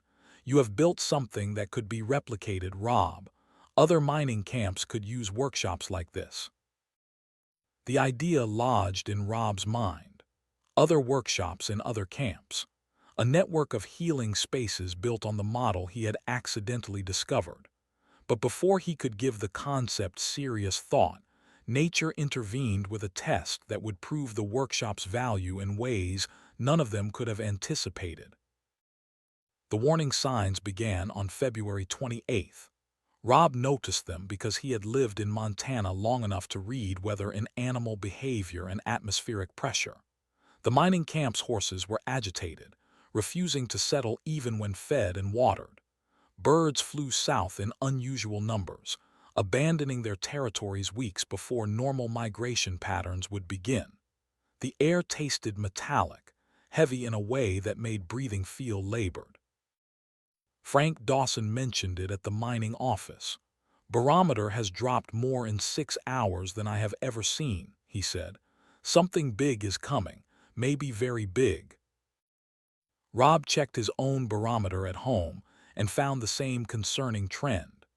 The pressure was plummeting, the temperature fluctuating wildly between warm and bitterly cold, the wind shifting directions every few hours. These were classic signs of a major storm system developing, the kind of weather event that could shut down operations for days. By mid-afternoon on February 28th, the sky had turned a peculiar shade of gray that seemed to absorb light rather than reflect it.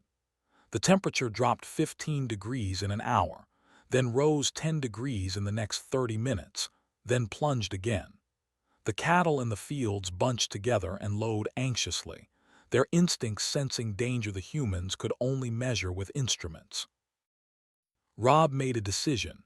He went to the school and found Owen in Mrs. Patterson's classroom. "We need to prepare for a storm," he said. "A bad one. I want to make sure we have supplies ready at home and at the workshop." Owen nodded seriously. At 8, he had already survived one catastrophic event. He understood that preparation mattered, that taking warnings seriously could mean the difference between survival and tragedy. They spent the late afternoon gathering supplies, food that would keep without refrigeration, water in sealed containers, extra firewood, blankets and warm clothing, medical supplies, matches and candles and oil for the lamps. They divided the supplies between their home and the workshop, reasoning that if the storm was as severe as Rob suspected, they might need shelter in either location. Frank helped them carry loads up to the workshop, making multiple trips up the ravine trail before the weather deteriorated completely. "You really think it will be that bad?" Frank asked as they stacked firewood inside the tunnel. "I think it could be worse than bad," Rob replied. "The signs are all there. If this storm is what I fear it is, people are going to die." By evening on February 28th, the first snow began to fall. Light flakes at first, almost gentle, drifting down through air that had gone completely still. But Rob knew better than to be fooled by the quiet beginning. The worst storms always started softly. He and Owen ate an early dinner, then prepared the house for being shut in. They closed all the shutters, banked the stove for overnight burning, filled every container they owned with water. Rob explained to his son what they might face in the coming days, speaking honestly because Owen deserved truth, not false comfort. "If the storm gets very bad," Rob said, "we might need to go to the workshop. The underground stays warmer than surface buildings. We could be safer there than here." Owen looked at his father with eyes that seemed older than 8. "Like Mama's compass," he said. "It always points to safe places. The workshop is our safe place." Rob hoped his son was right. They went to bed early, but sleep came hard. The wind had picked up, rattling the shutters, finding gaps in the cabin's construction that had seemed irrelevant until tested by genuine force. Rob lay awake listening to the storm's voice change from whisper to moan to howl. By midnight, the true blizzard had arrived. He rose before dawn and checked the windows. Snow was falling so thick that visibility extended perhaps 10 feet before everything dissolved into white chaos. The wind was screaming, driving the snow horizontally, creating drifts that would make travel nearly impossible. The temperature, measured by the thermometer mounted outside the kitchen window, had dropped to 20 below zero. With the wind chill, exposure would kill in minutes. Owen woke to find his father already dressed in multiple layers, preparing packs with supplies. "We are going to the workshop," Rob said. "This storm is worse than I thought. The cabin might not hold." Even as he spoke, they heard a loud crack from above. Part of the roof structure giving way under snow load. Not a collapse, but a warning. The cabin had been built quickly 15 years earlier, designed for frontier adequacy rather than extreme weather resistance. It would not survive days of this. They bundled themselves in every warm garment they owned, wrapped scarves around their faces, and stepped out into the blizzard. The cold was immediate and vicious, stealing breath, making eyes water and freeze. The wind tried to knock them down. The snow blinded them within seconds. Rob had a rope tied from the cabin door to a tree, and from the tree he had tied another rope leading toward the ravine. He had prepared this route weeks earlier, thinking it might be useful in ordinary winter storms. Now it became their lifeline. They followed the rope hand over hand, fighting wind that seemed determined to tear them away, struggling through snow that already reached their knees in some places. The walk that normally took 15 minutes required nearly an hour. Owen held tight to his father's coat, both of them moving slowly, carefully, knowing that a single misstep could mean being separated and lost in the white void. The cold was so intense that Rob could feel it even through his layers, could feel his body beginning to shut down non-essential functions to preserve core temperature. When they finally reached the workshop entrance, pushing through snow drifted 4 feet deep against the hillside, the relief was overwhelming. They stumbled inside, pulled the door shut against the wind, and stood in the lamplight they had left burning, shaking with cold and exertion. The workshop was exactly as Rob had predicted. Cool but not cold, the underground temperature holding steady around 50 degrees regardless of what was happening on the surface. After the brutal cold outside, 50 degrees felt tropical. They stripped off their outer layers, started the small stove, and began the process of warming back to normal. Outside, the blizzard raged. Inside, they were safe. "You were right, Papa," Owen said, his teeth still chattering slightly. "The workshop is warmer than the cabin." Rob nodded, looking around at the space he had built for his son's emotional healing, now serving a completely different purpose. The underground space that was supposed to help Owen process grief had just become their survival shelter from the worst storm either of them had ever experienced. They settled in for what they did not yet know would be 5 days of isolation. Rob had packed enough food for a week, assuming generously, and enough firewood to keep the small stove burning continuously. The workshop's ventilation system meant they would not suffocate from stove smoke. The underground location meant they were protected from the wind chill that would have been lethal on the surface. The first day was the hardest psychologically. The storm's roar was constant, a deep vibration they could feel through the rock itself. Snow completely blocked the entrance within hours, sealing them in darkness relieved only by lamplight. Owen was brave, but Rob could see the fear in his son's eyes. They were underground, cut off from the world, dependent on the structural integrity of a tunnel that Rob had reinforced but not professionally engineered. "Tell me about Mama's work," Owen said that first afternoon, needing distraction from the storm's violence. "Tell me about the mines she surveyed, the ones that were safe." So Rob told stories. He described the mines Catherine had certified as structurally sound, the innovations she had suggested that made underground spaces safer, the lives she had saved through her expertise long before she saved those 3 miners with her final act. He talked about her competence, her courage, her absolute refusal to certify any mine she considered dangerous regardless of pressure from owners who wanted production over safety. Owen listened and added his own memories. The time Catherine had brought home a perfectly formed crystal and explained how it took thousands of years to grow. The evening she had shown Owen how to use her compass, how the needle always found north no matter where you stood. The morning she had let him accompany her to a mine entrance and explained how you could tell if supports were good or bad by the sound they made when tapped with a hammer. They were doing what Rob had hoped the workshop would allow.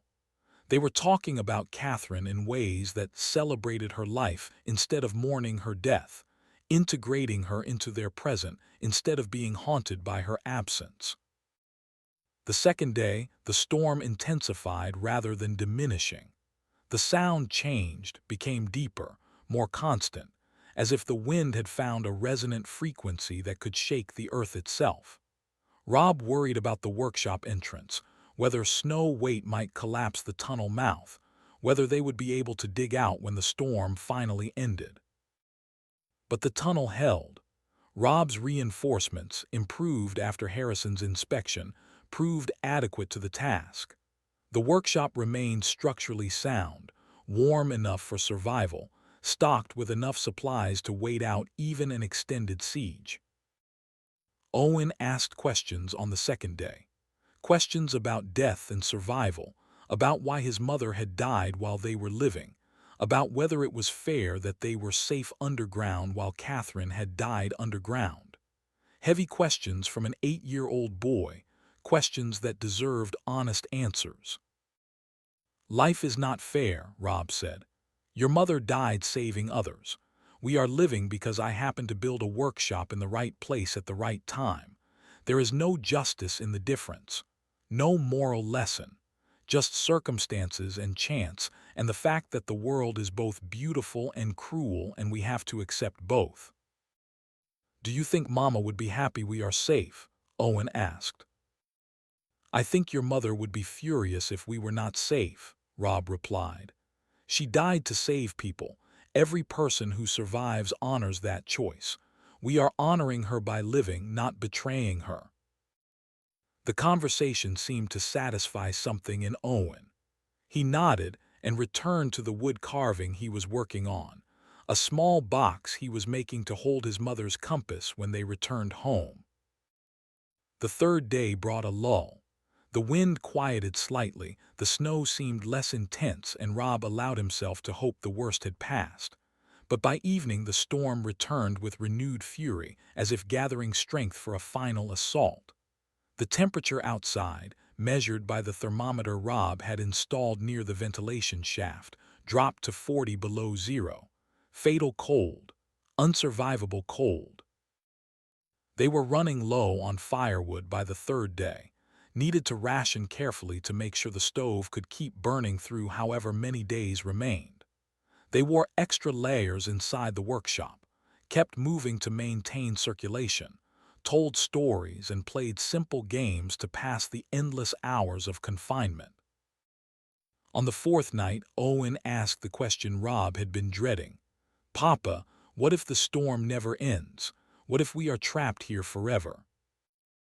"Storms always end," Rob said with more confidence than he felt. "Always. This one might last a week, but it will end. And when it does, we will dig out. We will go home. We will rebuild whatever needs rebuilding. We survive this the same way we survived losing your mother. One day at a time, trusting that tomorrow will come even when today seems endless." Owen was quiet for a long moment. Then he said something that broke Rob's heart and healed it simultaneously. "I am glad I am here with you, Papa. I am glad we are together. Even trapped underground in a blizzard, I would rather be here with you than anywhere else." Rob pulled his son close and held him in the lamplight, surrounded by the work they had created together, and understood that the workshop had given them something beyond healing and beyond shelter. It had given them a space where they could face the worst the world offered and know they would face it together. The fifth day dawned with silence, not the muffled quiet of heavy snowfall but actual silence. The wind had stopped, the storm had passed. Rob climbed to the ventilation shaft and looked out at a world transformed. Snow everywhere drifted to impossible heights, covering everything familiar until the landscape seemed alien. But the sky above was clear, painfully blue, and the temperature was rising. They had survived. Digging out took most of the morning. The tunnel entrance was buried under 8 feet of compacted snow, and they had to work carefully to avoid causing a collapse that would trap them further. But eventually they broke through, emerged into late morning sunlight so bright it hurt their eyes, and stood on the surface of a world that had been scoured by 5 days of apocalyptic weather. The walk back to the cabin revealed the storm's full devastation. Trees were down everywhere, snapped by wind or crushed by snow load. Buildings had collapsed, including several of the older structures in the mining camp. Livestock lay frozen in fields, buried in drifts where they had sought shelter and found only death. The Garrett cabin had partially collapsed. The roof Rob had worried about had given way under snow weight, the walls had buckled inward, and everything inside was buried under a mix of snow, timber, and broken belongings. If they had stayed in the cabin as Owen had wanted to initially, they would have died. Rob stood looking at the wreckage of his home and felt Owen's hand slip into his. "The workshop saved us," the boy said quietly. "You built it to heal me and it saved our lives, just like you said. Sometimes things we build have more than one purpose." They made their way to the mining camp center, where survivors were beginning to gather and assess damage. The stories were grim. 14 people dead, most from exposure when buildings collapsed and they could not reach other shelter quickly enough. Dozens more suffering from frostbite and hypothermia. 3 buildings completely destroyed. Food supplies decimated. The mining camp, already struggling economically, had been catastrophically damaged. Frank Dawson found them in the crowd and grabbed Rob in a fierce hug. "I thought you were dead," Frank said. "Your cabin is destroyed. How did you survive?" "The workshop," Rob said. "We sheltered in the workshop. The underground temperature held. We had food and firewood and light. We waited it out." Frank stared at him. Then he started laughing, though there was no humor in it. "You built that place to help your boy grieve, and it ended up saving both your lives. God has a strange sense of irony." Eliza Morrison appeared, wrapped in blankets, her face showing the exhaustion of 5 days managing crisis. "Rob, thank God, we need help. We have families with no shelter, limited supplies, people are getting sick. Do you have any space? Anywhere people could stay while we sort this out?" Rob looked at Owen. The boy understood what was being asked. Their private sanctuary, their healing space, was being requested for community use. Owen nodded slowly. "The workshop," Rob said. "It is warm, dry, and structurally sound. It can hold 20 people if they are willing to be crowded, maybe more." By that afternoon, the workshop that had been built for one grieving boy had become an emergency shelter for 15 displaced families. Rob and Owen helped people up the ravine trail, showed them how to navigate the tunnel entrance, welcomed them into the underground space that had saved 2 lives and might now save many more. The families brought what they could carry: children, elderly, a few precious belongings rescued from collapsed homes. They filled the workshop to capacity, created sleeping spaces on every available surface, shared the food Rob and Owen had carefully rationed, and found safety in the place that had been designed for healing a different kind of wound. Among the refugees was Mrs. Thompson and her son Tommy. The boy had been speaking more regularly since his visits to the workshop, but the trauma of the blizzard had shocked him back into silence. He clung to his mother and would not speak, would barely move, his eyes showing the same vacant quality they had held after his father's death. Owen saw Tommy huddled in a corner of the workshop and immediately went to him. He sat beside the frightened boy and spoke in his quiet, careful way. "This place kept me safe," Owen said. "It will keep you safe too. Remember what we learned here. Remember how to make beautiful things from broken pieces. The storm was terrible, but we survived it. That means we can survive anything." Tommy looked at Owen with recognition. The boy who had shown him how to heal was offering that healing again, this time from a different kind of trauma. Slowly, Tommy's hand reached out and took Owen's. A connection, a lifeline. Over the following days, as the mining camp began recovery efforts and families started rebuilding, the workshop served as more than just physical shelter. It became a place where traumatized people could process what had happened to them, where children who had been terrified could feel safe again, where community formed around the simple act of surviving together. Owen worked with the children, showing them his carpentry projects, teaching them basic skills, giving them tasks that occupied hands and minds traumatized by 5 days of wondering if they would die. He told them about his mother, about how the workshop had helped him find his voice again after watching her die, about how building beautiful things could help you heal from terrible things. On the 4th day after the storm, something remarkable happened. Tommy Thompson was working with Owen on a simple box, learning to fit joints together precisely, when he spoke his first sentence since the blizzard began. "Owen showed me this is safe," Tommy said to his mother.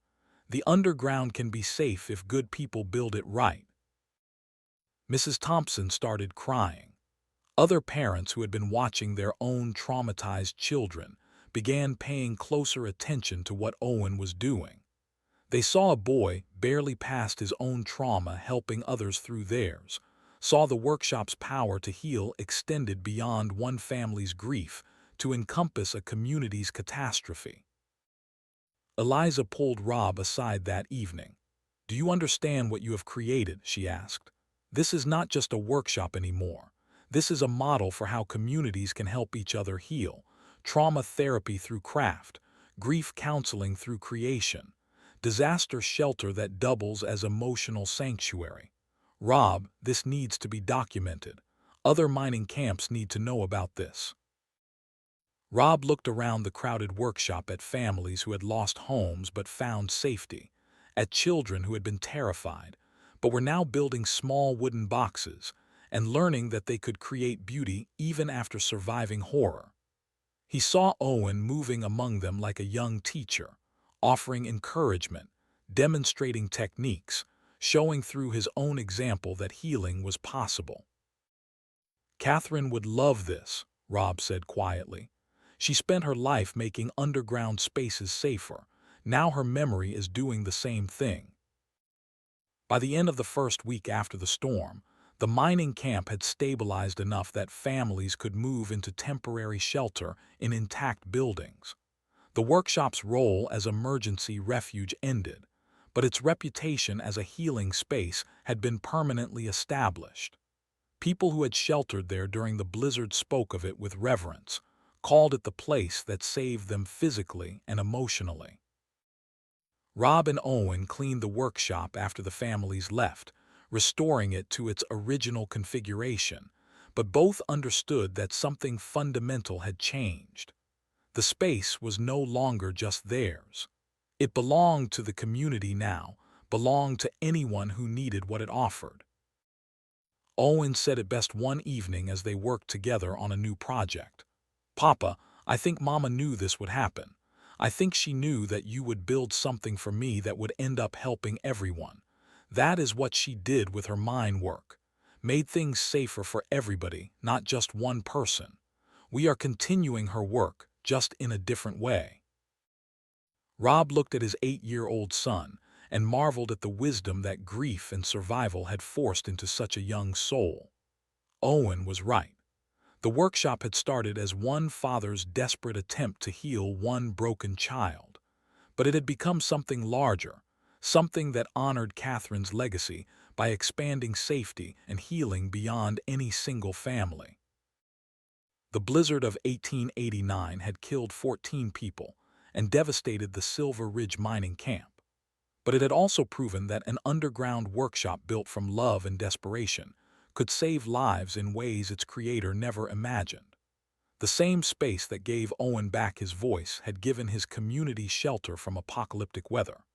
The same tunnel that helped one boy process his mother's death had helped dozens of people survive the worst storm Montana had seen in a generation. And somewhere in that convergence of purposes, in that expansion from private sanctuary to public refuge, the workshop became something new. Not just a place for healing grief, but a model for how communities could care for their most vulnerable members.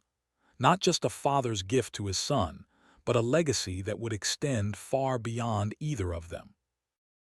Rob stood in the workshop as winter slowly surrendered to early spring and allowed himself to believe that maybe, just maybe, Catherine was still teaching them, still showing them how to build things that lasted, how to create safety from danger, how to transform individual survival into collective healing.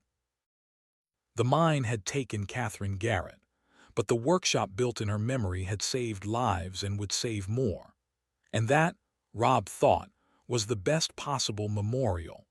Not a stone marker in a cemetery, but a living space that continued her work of making underground places safe for the people who needed them most. Outside, Montana was beginning its slow thaw. Inside the workshop, father and son continued their work, building things that would last, teaching others what they had learned, honoring a dead woman's legacy by expanding the circle of safety and healing she had started. The storm had tested them, and they had survived. The workshop had proven its worth in ways neither could have predicted. And now, as word spread about what had happened at Silver Ridge, about the underground workshop that healed grief and survived blizzards and welcomed traumatized families, new possibilities were beginning to emerge. Other mining camps wanted to know more. Other communities asked if the model could be replicated. Other fathers wondered if they too could build healing spaces for their grieving children. The workshop was no longer just Rob and Owen's secret. It was becoming something bigger, something that might change how entire communities thought about grief and safety, and the power of building beautiful things from broken pieces. Tomorrow would bring new challenges, new opportunities, new ways to honor Catherine's memory through action rather than mourning. But tonight, Rob and Owen sat in their workshop surrounded by lamplight and the smell of fresh wood, and knew they had survived the worst. They had faced the storm and won. They had sheltered others when shelter was needed most. And that was enough. For now and always, that was enough.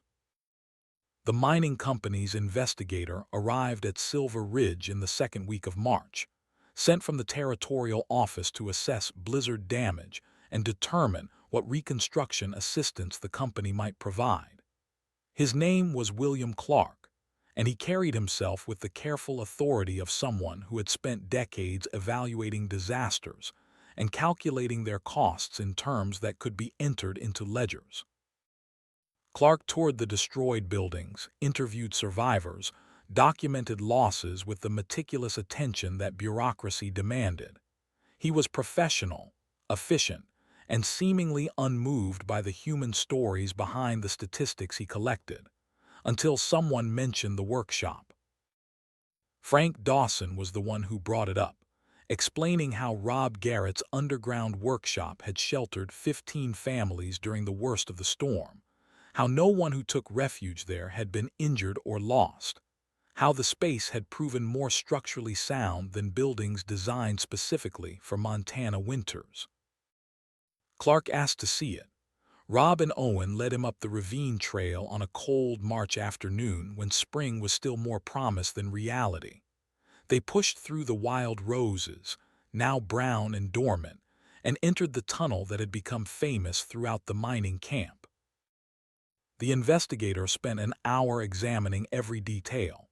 He tested the timber reinforcements, studied the ventilation system, measured the interior dimensions, asked technical questions about construction methods and material choices. He reviewed Rob's informal documentation, the sketches and notes that showed how the workshop had evolved from simple prospect tunnel to engineered sanctuary. Finally, Clark set down his papers and looked at Rob with an expression that was harder to read than his previous bureaucratic neutrality. "You built this for your son," he said, "to help him process his mother's death."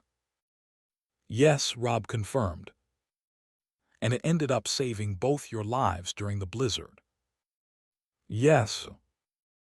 "And then it sheltered 15 additional families." "Yes." Clark was quiet for a moment, thinking. "I need to include this in my report," he said.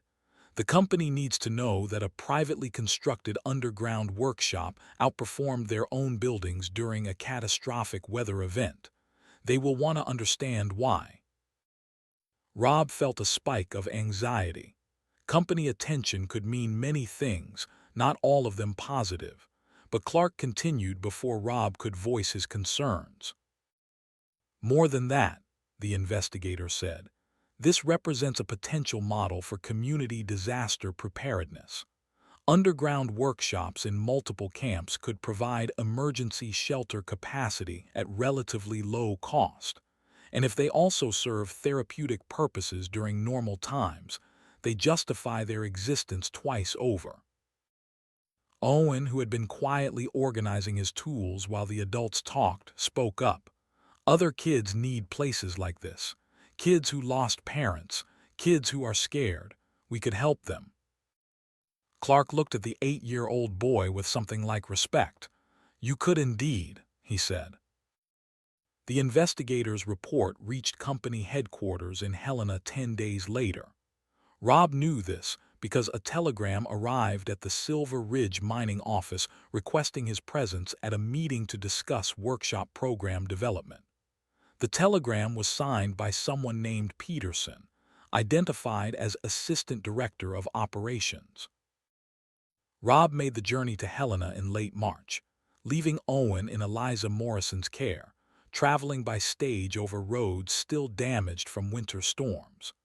The territorial capital was larger than anything Rob had experienced since leaving the East years earlier, and the mining company's headquarters building was an imposing structure of brick and carved stone that announced wealth and permanence. Peterson turned out to be a lean man in his 40s, with the calculating eyes of someone who had built a career on identifying profitable opportunities. He received Rob in an office lined with maps of Montana's mineral claims and photographs of the company's various operations. "Mr. Garrett," Peterson began without preamble, "your workshop survived conditions that destroyed company buildings. That interests us. More precisely, it interests our board of directors. They want to know if your model could be replicated across our operations." Rob had prepared for this conversation during the long stage ride, had tried to anticipate what the company might want, but he had not expected such direct interest in expansion. "The workshop was built for my son," Rob said carefully, "to help him heal from trauma. The fact that it also provided emergency shelter was fortunate but secondary." "Nevertheless," Peterson replied, "both functions have value. We have mining camps throughout Montana and into Idaho. Each camp has traumatized children. Accidents are inevitable in mining, and each camp faces winter weather that can turn deadly. Underground workshops could address both problems." He laid out a proposal. The company would fund construction of 3 workshops in camps that had significant child populations and inadequate disaster shelter capacity. Rob would design the workshops and supervise construction. Each facility would be built to the same standards as the Silver Ridge workshop, with proper ventilation, structural reinforcement, and dual-purpose capability.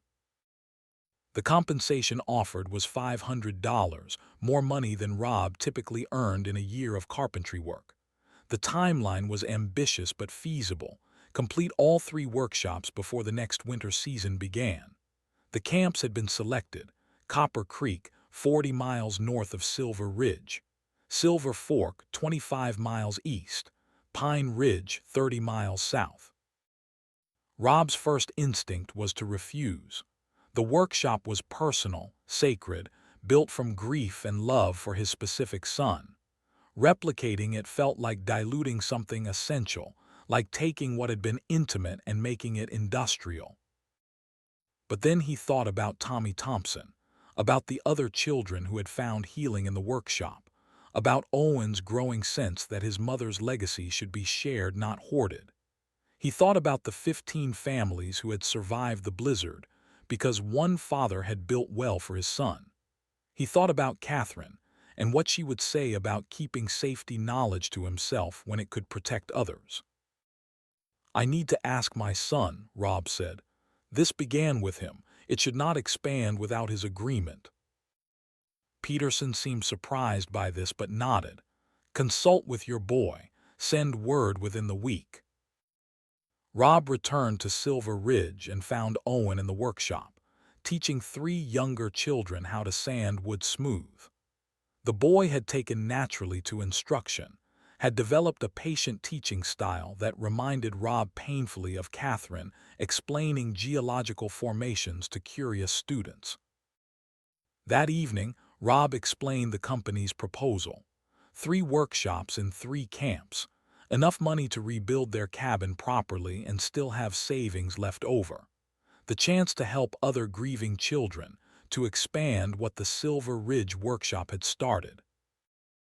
Owen listened carefully, his dark eyes thoughtful. "Would we build them together?" he asked. "If you want to," Rob said. "You could be my partner.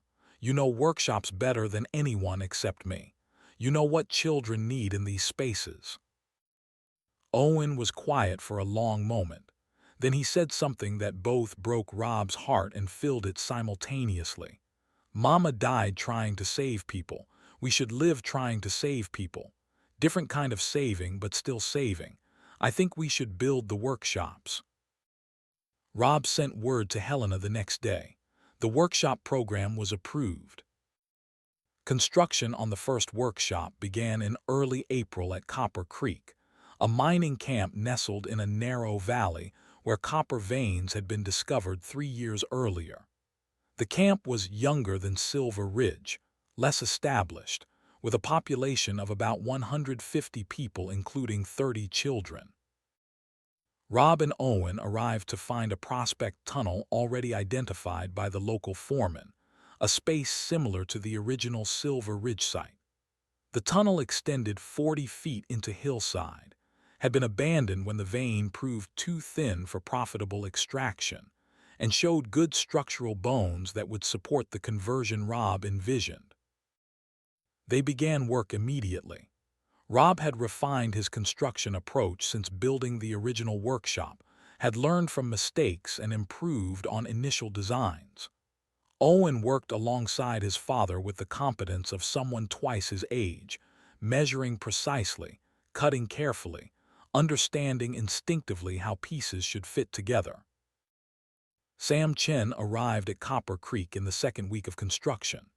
The young man had heard about the workshop program and had asked Rob if there might be a role for someone with education and organizational skills.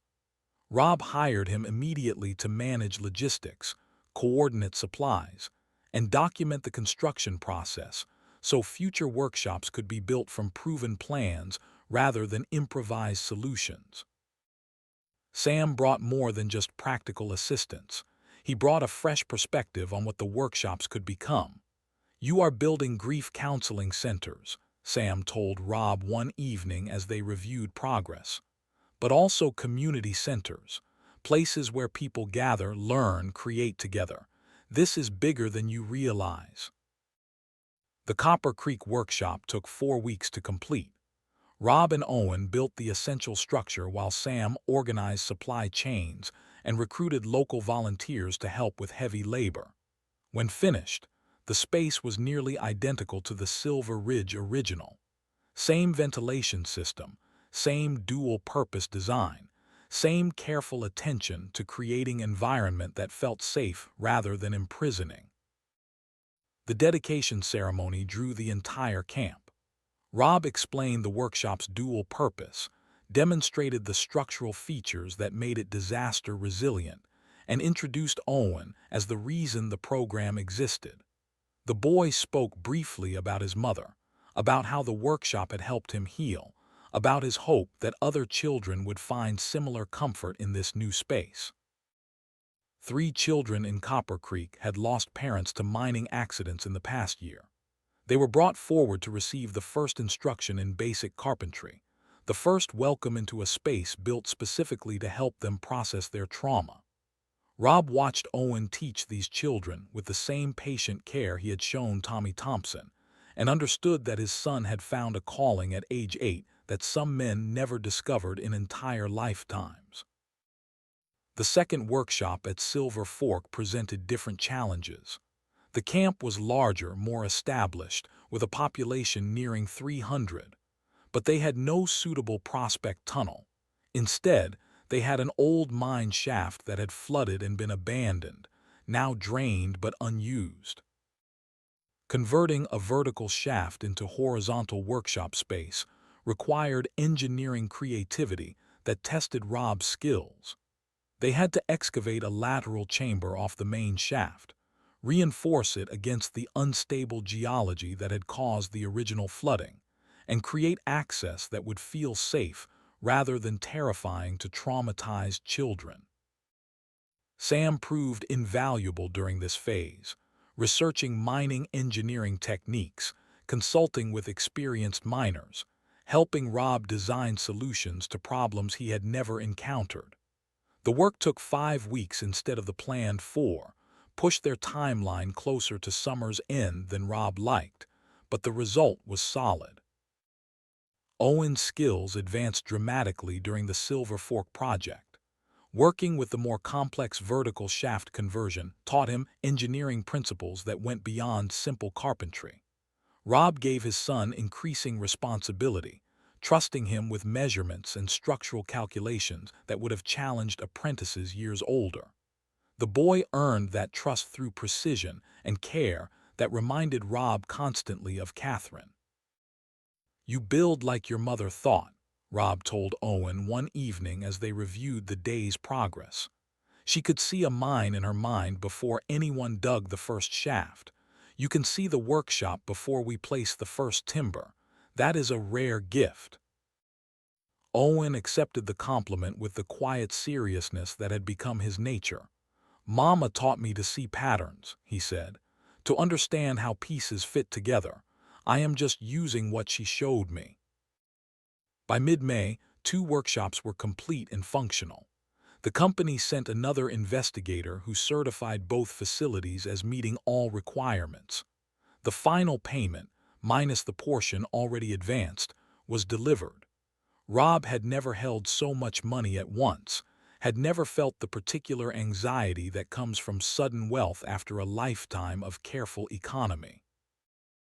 Eliza Morrison counseled him about finances, helped him open a bank account in Helena where most of the money could be safely stored, convinced him to rebuild the Silver Ridge cabin with proper engineering rather than frontier expedients. "You have built for others," she said. "Now build for yourself and Owen." The cabin reconstruction began in late May, contracted to builders Rob trusted, designed to standards that would survive another blizzard if one came. While others handled that work, Rob and Owen focused on the third workshop at Pine Ridge, the final commitment of their contract. Pine Ridge was the smallest of the 3 camps, a struggling operation 30 miles south of Silver Ridge, where silver veins had proven less rich than initial surveys suggested. The population was barely 100, and rumors circulated that the company might close the camp entirely if productivity did not improve. But Pine Ridge had lost 23 miners to various accidents over 5 years of operation, the highest fatality rate of any camp in the region. Those deaths had produced a corresponding number of traumatized children, and the camp foreman had specifically requested a workshop, seeing it as potentially the only positive investment the company might make before shutdown. Rob and Owen arrived at Pine Ridge on June 1st to find a community that felt different from the previous camps. There was a grimness here, an exhaustion that came from too many funerals and too little hope. The prospect tunnel selected for the workshop was adequate but not ideal, and the geology showed concerning instability that Rob would need to address with additional reinforcement. They began construction with help from local miners who volunteered their labor in off hours, men who had lost friends or family and wanted to create something that honored those deaths by helping the survivors. The work proceeded slowly, complicated by the unstable rock and the need for more extensive structural support than the previous workshops required. 3 weeks into the Pine Ridge project, disaster arrived in the form of a telegram from Helena. The company had new leadership. Peterson had been promoted. His replacement was a man named Hargrove who had built his reputation on cost-cutting and efficiency improvements. One of Hargrove's first acts was reviewing all discretionary programs and eliminating those that did not show immediate return on investment. The workshop program was canceled effective immediately. No further funding would be provided. The 2 completed workshops would remain operational, but Pine Ridge construction must stop. Rob could keep the money already paid but would receive nothing additional. The company position was final and not subject to appeal. Rob read the telegram 3 times, standing in the incomplete Pine Ridge workshop surrounded by materials purchased with money he no longer had, facing a community that had been promised help that would not arrive. Owen saw his father's face and understood immediately that something had gone wrong. "They stopped the program," Rob said quietly. "Company canceled funding. We can finish Copper Creek and Silver Fork because they are complete, but Pine Ridge receives nothing more." Owen looked around the workshop, perhaps 60% complete, its timber framework visible but interior finish work not yet started. "But we promised these people," he said. "We told them we would build a workshop for their children. We gave our word." "I know," Rob replied, "but I do not have money to finish it. The final payment from the company was supposed to cover Pine Ridge construction costs. Without that money, I cannot afford the materials and labor." They stood together in the incomplete workshop and faced a moral problem that had no easy solution. walk away and keep the money they had already earned, leaving Pine Ridge half-built and the promise broken, or finish the work using their own resources, money Rob had planned to use for Owen's future, for education or emergencies or the security that came from having savings. Sam Chen found them an hour later, still standing in the incomplete workshop, neither having moved. He read the situation immediately. "The company canceled," he said. "It was not a question." "Yes," Rob confirmed. Sam nodded slowly. "What will you do?" "I do not know," Rob admitted. "I gave my word to these people, but finishing the workshop will cost money I do not have, money Owen needs for his future." Owen spoke up. "Papa, my future is building workshops. If we do not finish this one, that future is broken anyway. We have to complete it. We have to keep our promise." Sam looked at the 8-year-old boy with something like awe. "Your son is wiser than company directors who are paid to make decisions," he said. Then he turned to Rob. "If you commit to finishing, I will help find resources. This community has miners who are skilled. They can donate labor. We need only materials and specialized work you cannot do yourself." Rob did the calculations in his head. Materials for completing the workshop, $200, maybe slightly more. Specialized structural engineering consultation, another $50. Total need, $250. Money he had set aside for rebuilding the cabin properly, for Owen's schooling, for the security he had never had. But Owen was right. Walking away would teach his son that promises were negotiable, that when things became difficult you could abandon commitments made in easier times. That was not the lesson Rob wanted to pass on. "We finish it," Rob said. "I will sell what I need to sell, spend what I need to spend. We gave our word, we keep it." Over the next week, Rob sold everything non-essential to their survival. Extra tools he did not regularly use went to other carpenters. Catherine's old surveying equipment, kept for sentimental value, was purchased by a young surveyor just starting in the profession. Spare furniture, a good winter coat, even his better horse, keeping only the working animal necessary for hauling supplies. The sales generated $140, still far short of what was needed. Frank Dawson heard about the situation and arrived at Pine Ridge with an offer. "I will loan you the remainder," Frank said. "Whatever you need to finish. You can pay me back when you can." Rob's pride wanted to refuse. He had built a life on self-reliance, on never being beholden to anyone. But Frank was offering help born from genuine friendship, from shared grief over Catherine's death, from respect for what Rob was trying to accomplish. "I cannot guarantee when I could repay it," Rob said honestly. "Then you repay it when you can," Frank replied. "Or Owen repays it when he is grown and has his own carpentry business. I trust you both." Before Rob could accept, something unexpected happened. A delegation of miners from all 3 camps arrived at Pine Ridge. They came in small groups over several days, representatives from Copper Creek and Silver Fork and Silver Ridge, men who had seen what the workshops had done for their communities. The spokesman was a grizzled miner named Wilson who had lost a son in a shaft collapse 2 years earlier. He found Rob in the Pine Ridge workshop and spoke plainly. "We heard company canceled the program. Heard you are trying to finish on your own money. That is not right.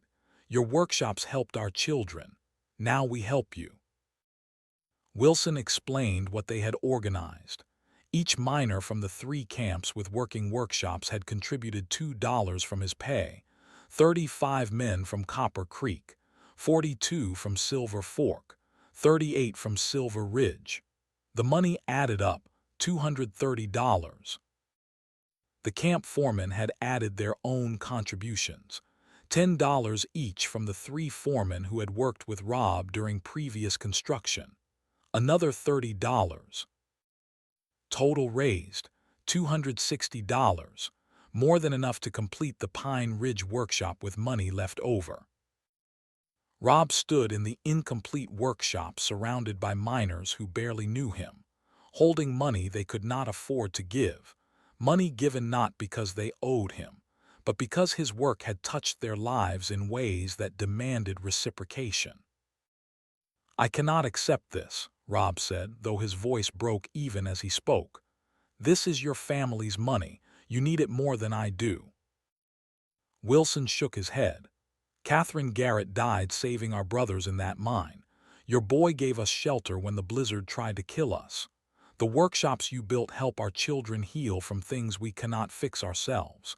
This is not charity, Garrett. This is debt payment. You take the money and you finish this workshop, and you know that you built something worth building." Owen stepped forward and spoke to the gathered miners. "My mama always said that the best work is work that helps people you will never meet. You are helping children in Pine Ridge who you do not know, just like my father helped children in your camps.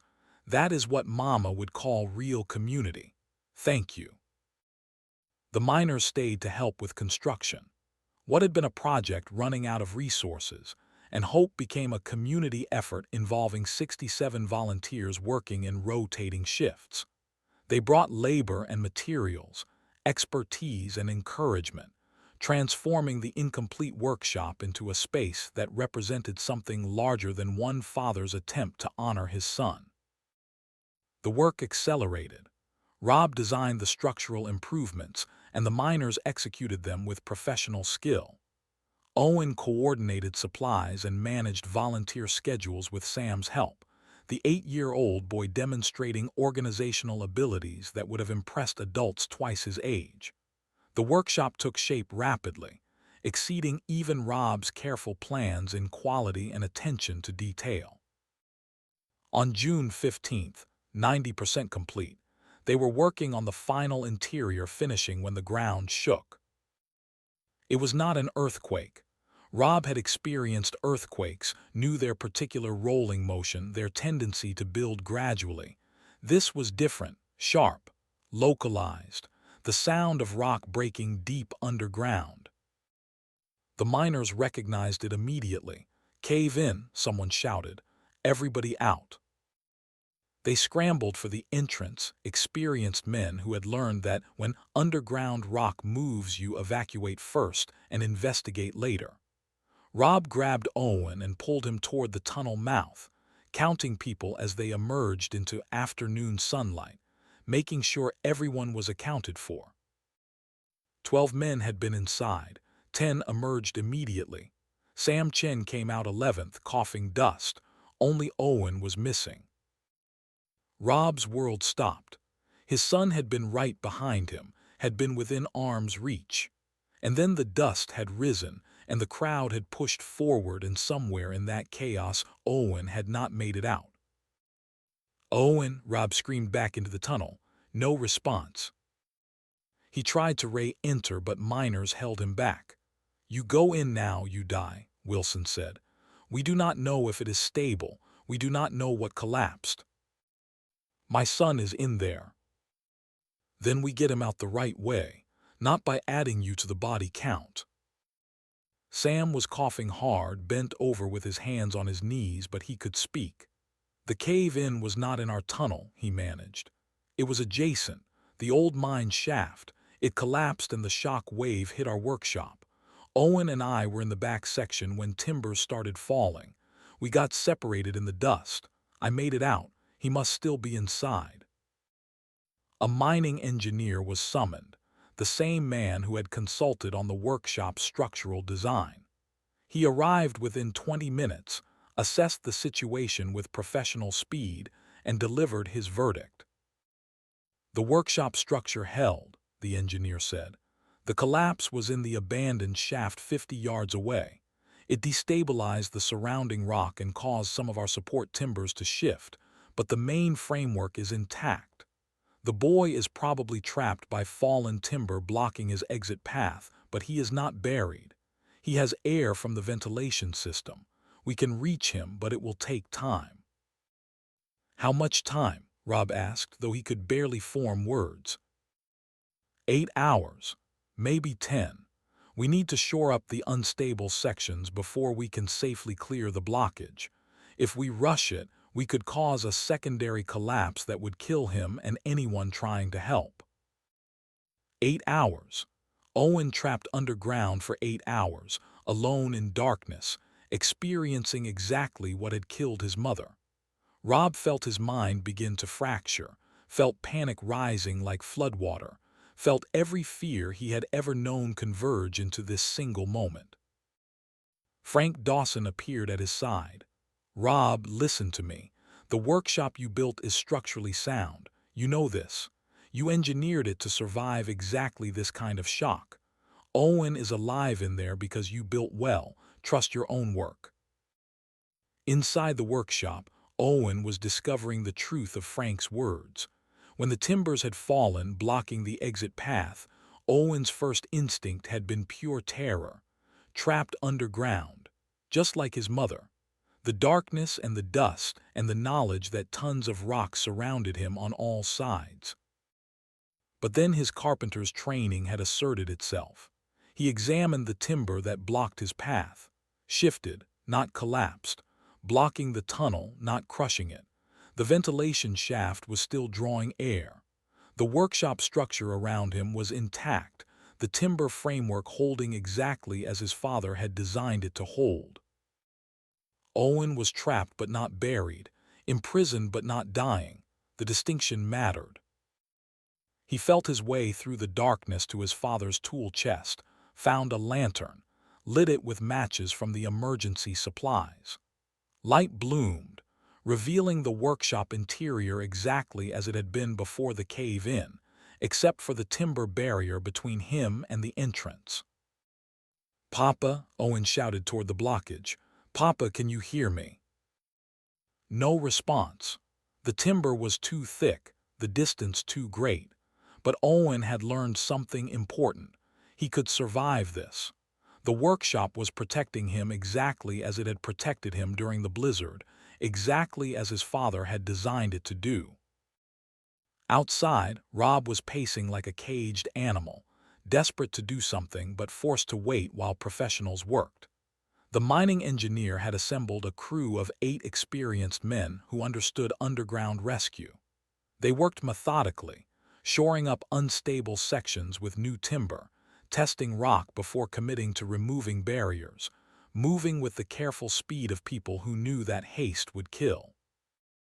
Hour 1 passed. Then hour 2. Rob stood at a distance the engineer had designated as safe, watching men work to reach his son, feeling more helpless than he had felt since the day Catherine died. This was worse than losing his wife. Catherine's death had been instant, final, a tragedy he could not have prevented. This was his son, trapped because Rob had chosen to build a workshop in unstable geology, trapped because Rob had accepted a contract he should have refused, trapped because of decisions Rob had made. Eliza Morrison had ridden from Silver Ridge as soon as word reached her. She found Rob in the 6th hour of waiting, his face gray with exhaustion and fear, his eyes fixed on the rescue work as if watching could somehow speed the process. "Your son is alive," Eliza said firmly. "You built that workshop to protect him from grief. It is protecting him from this too. Trust what you created." Hour 7 brought the first breakthrough. The rescue crew had cleared enough timber to create a small gap, and they called down into the darkness beyond. "Owen, Garrett, can you hear us?" From inside the workshop, muffled but clear, came a young voice. "I hear you, I am all right. The workshop is safe." Rob heard his son's voice and his knees buckled. Frank caught him, held him upright while Rob wept with relief so intense it physically hurt. "We are almost through," the engineer shouted into the gap. "Maybe 1 more hour. Are you injured?" "No," Owen called back. "The structure held. Papa built it right. It held." The final hour was the longest of Rob's life. He watched the miners work, clearing timber piece by careful piece, testing stability after each removal, widening the gap until it was large enough for a person to pass through. At 8 hours and 14 minutes after the cave-in, Garrett emerged from the workshop he had been trapped in. He was covered in rock dust, exhausted and shaking.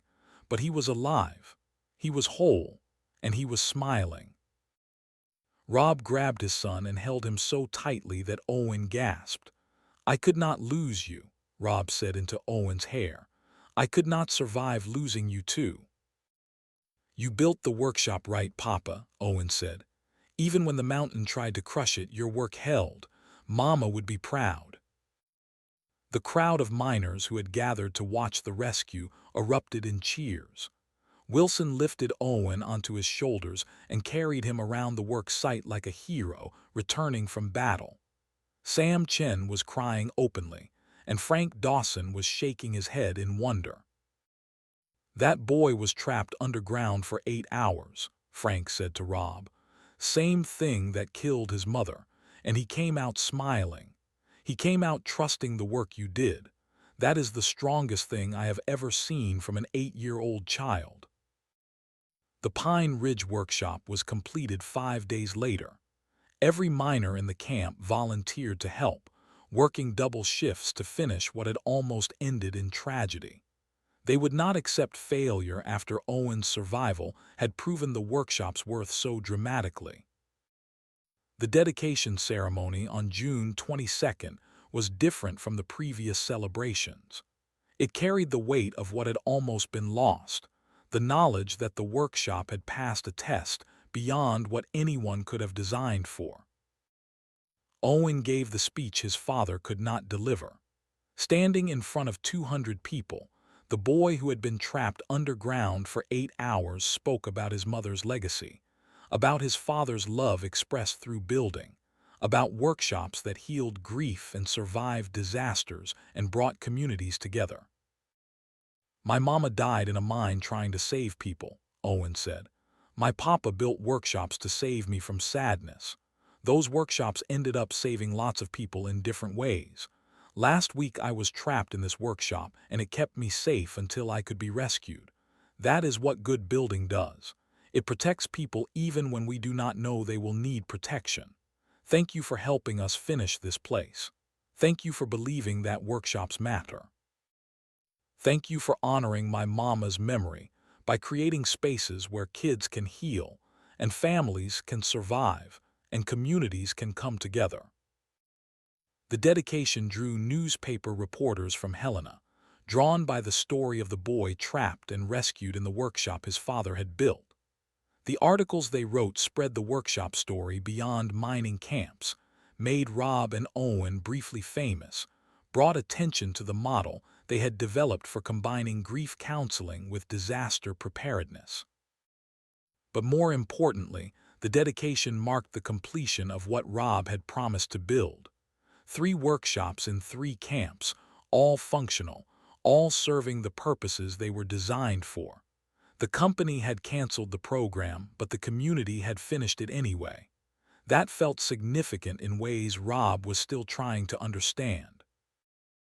That evening, after the ceremony ended and the crowds dispersed, Rob and Owen stood alone in the Pine Ridge workshop. The space was quiet now, lamplight reflecting off new wood, the smell of sawdust still fresh in the air. "Papa," Owen said quietly, "when I was trapped in here I was scared at first, really scared. But then I looked at how you built the walls and the supports and the ventilation, and I realized you had already thought about everything that could go wrong. You had already built protection into every part of this place. So I stopped being scared and started trusting your work. That is what good building does. It takes care of people even when the builder is not there."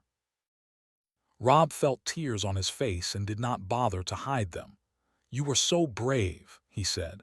"Braver than I could have been at your age, braver than most men are at any age."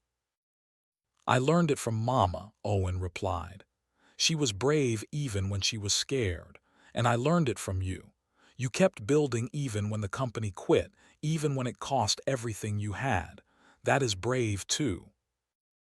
They stood together in the workshop that had almost killed Owen, but had instead proven the value of everything Rob had been trying to build.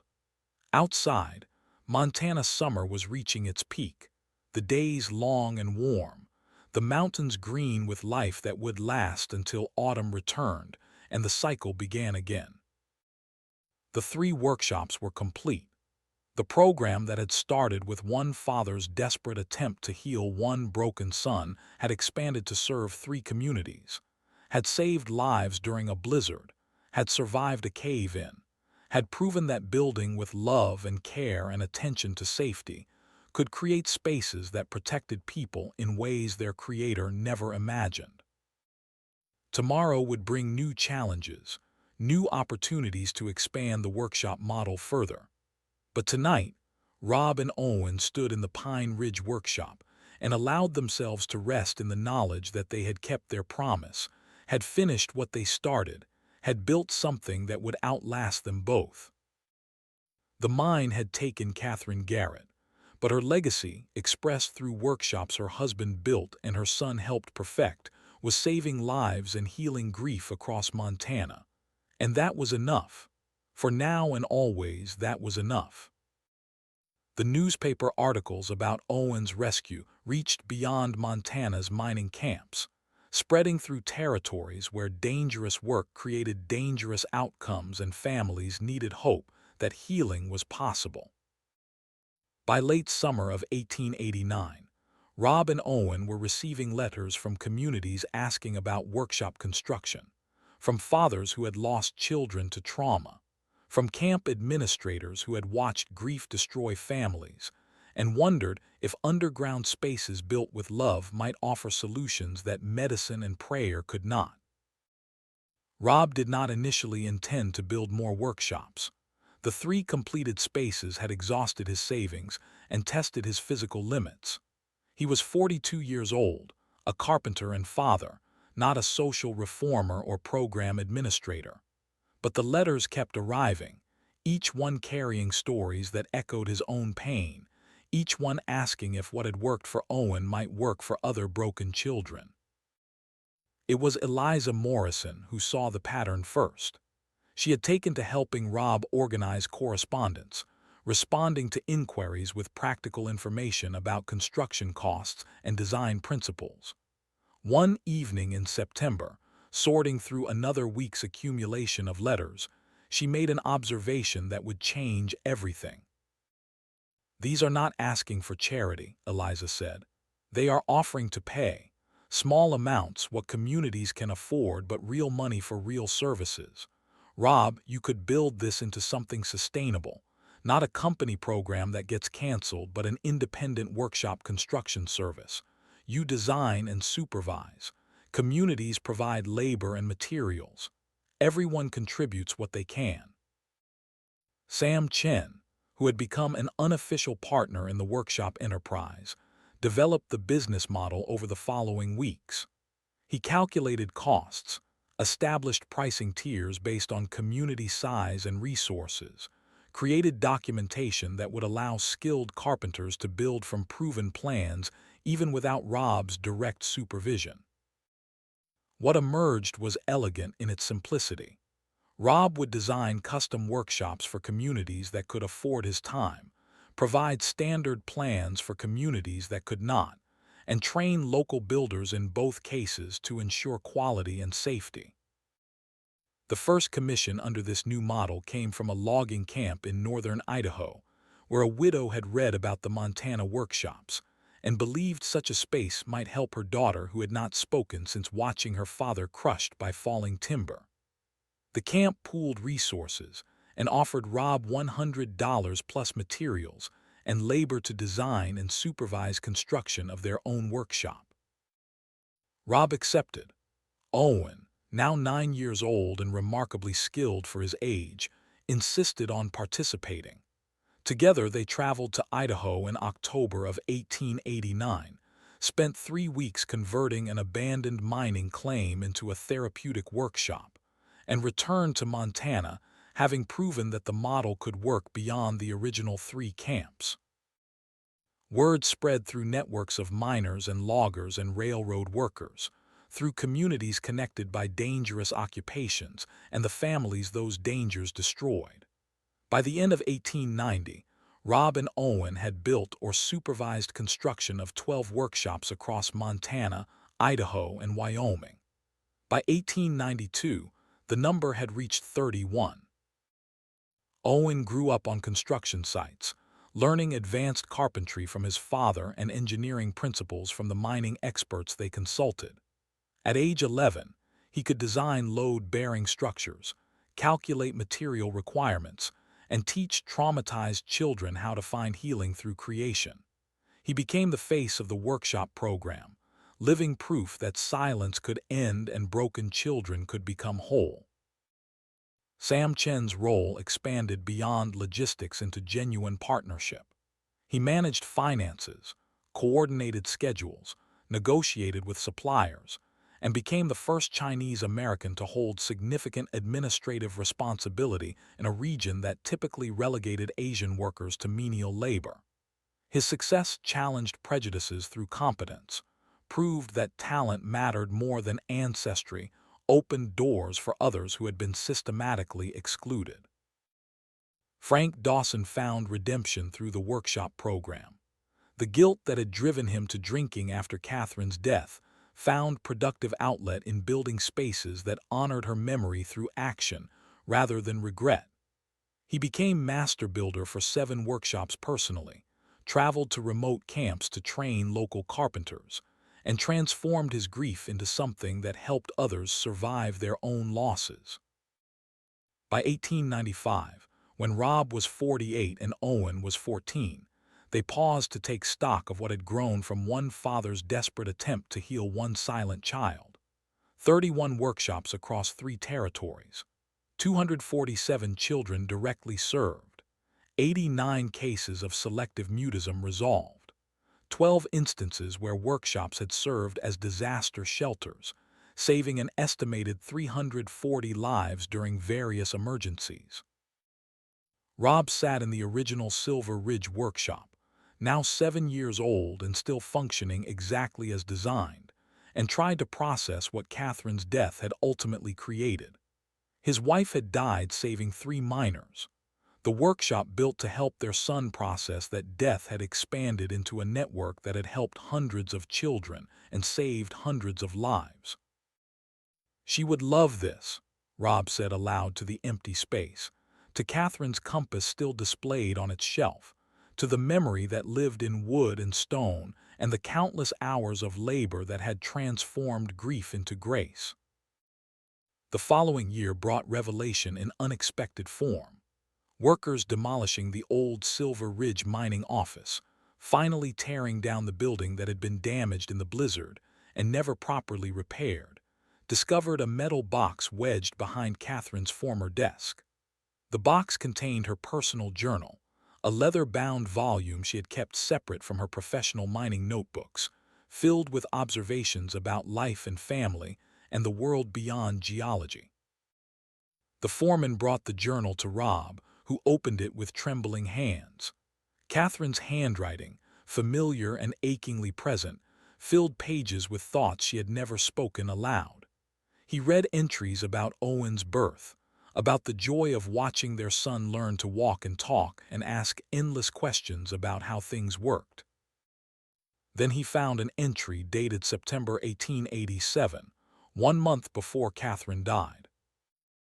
Rob showed me a newspaper article about a Kansas tornado that killed a family sheltering in their home.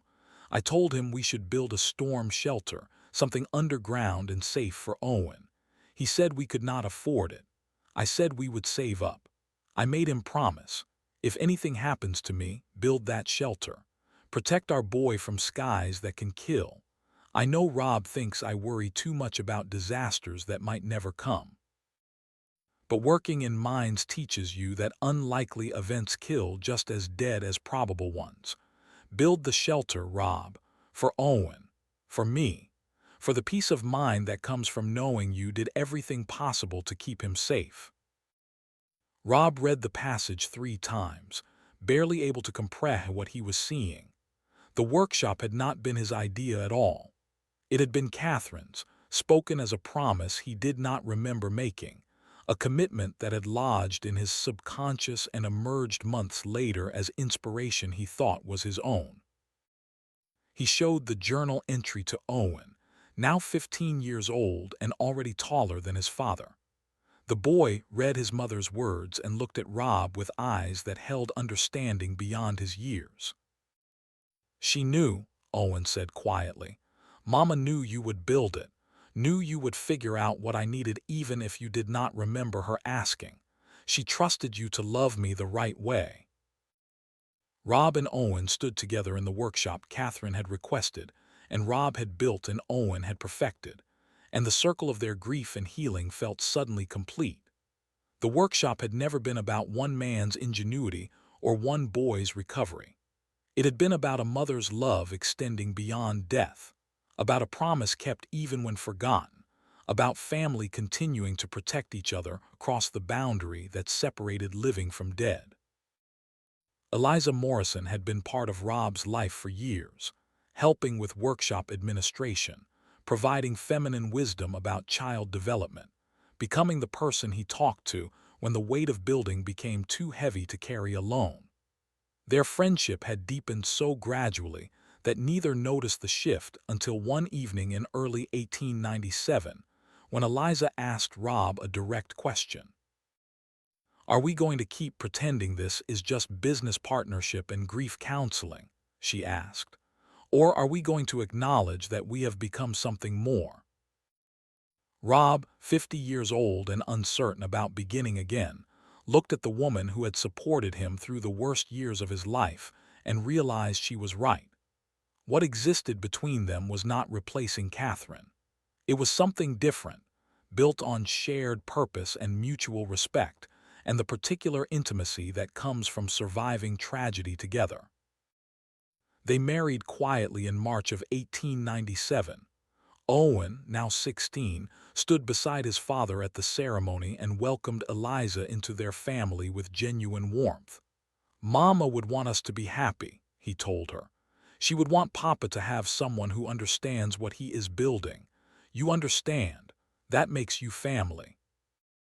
Eliza brought organizational genius to the workshop program, creating systems for tracking outcomes, documenting methods, training new builders. She transformed what had been Rob's informal network into something that could scale beyond any individual's capacity, that could survive beyond its founders. The program continued to expand. Owen took increasing responsibility as he entered adulthood, eventually becoming lead designer for new workshops, while Rob focused on training other builders to maintain quality across growing operations.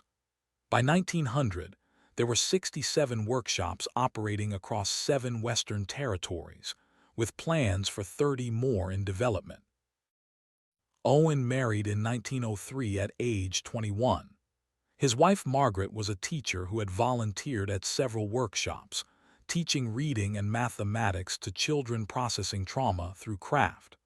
She understood the program's importance, supported Owen's commitment to expansion, and brought educational expertise that enhanced the workshop's therapeutic effectiveness. Their children arrived steadily. Catherine in 1904, named for the grandmother she would never meet. Robert in 1906, carrying his grandfather's name forward. Samuel in 1908, honoring Sam Chen, who had become uncle in everything but blood.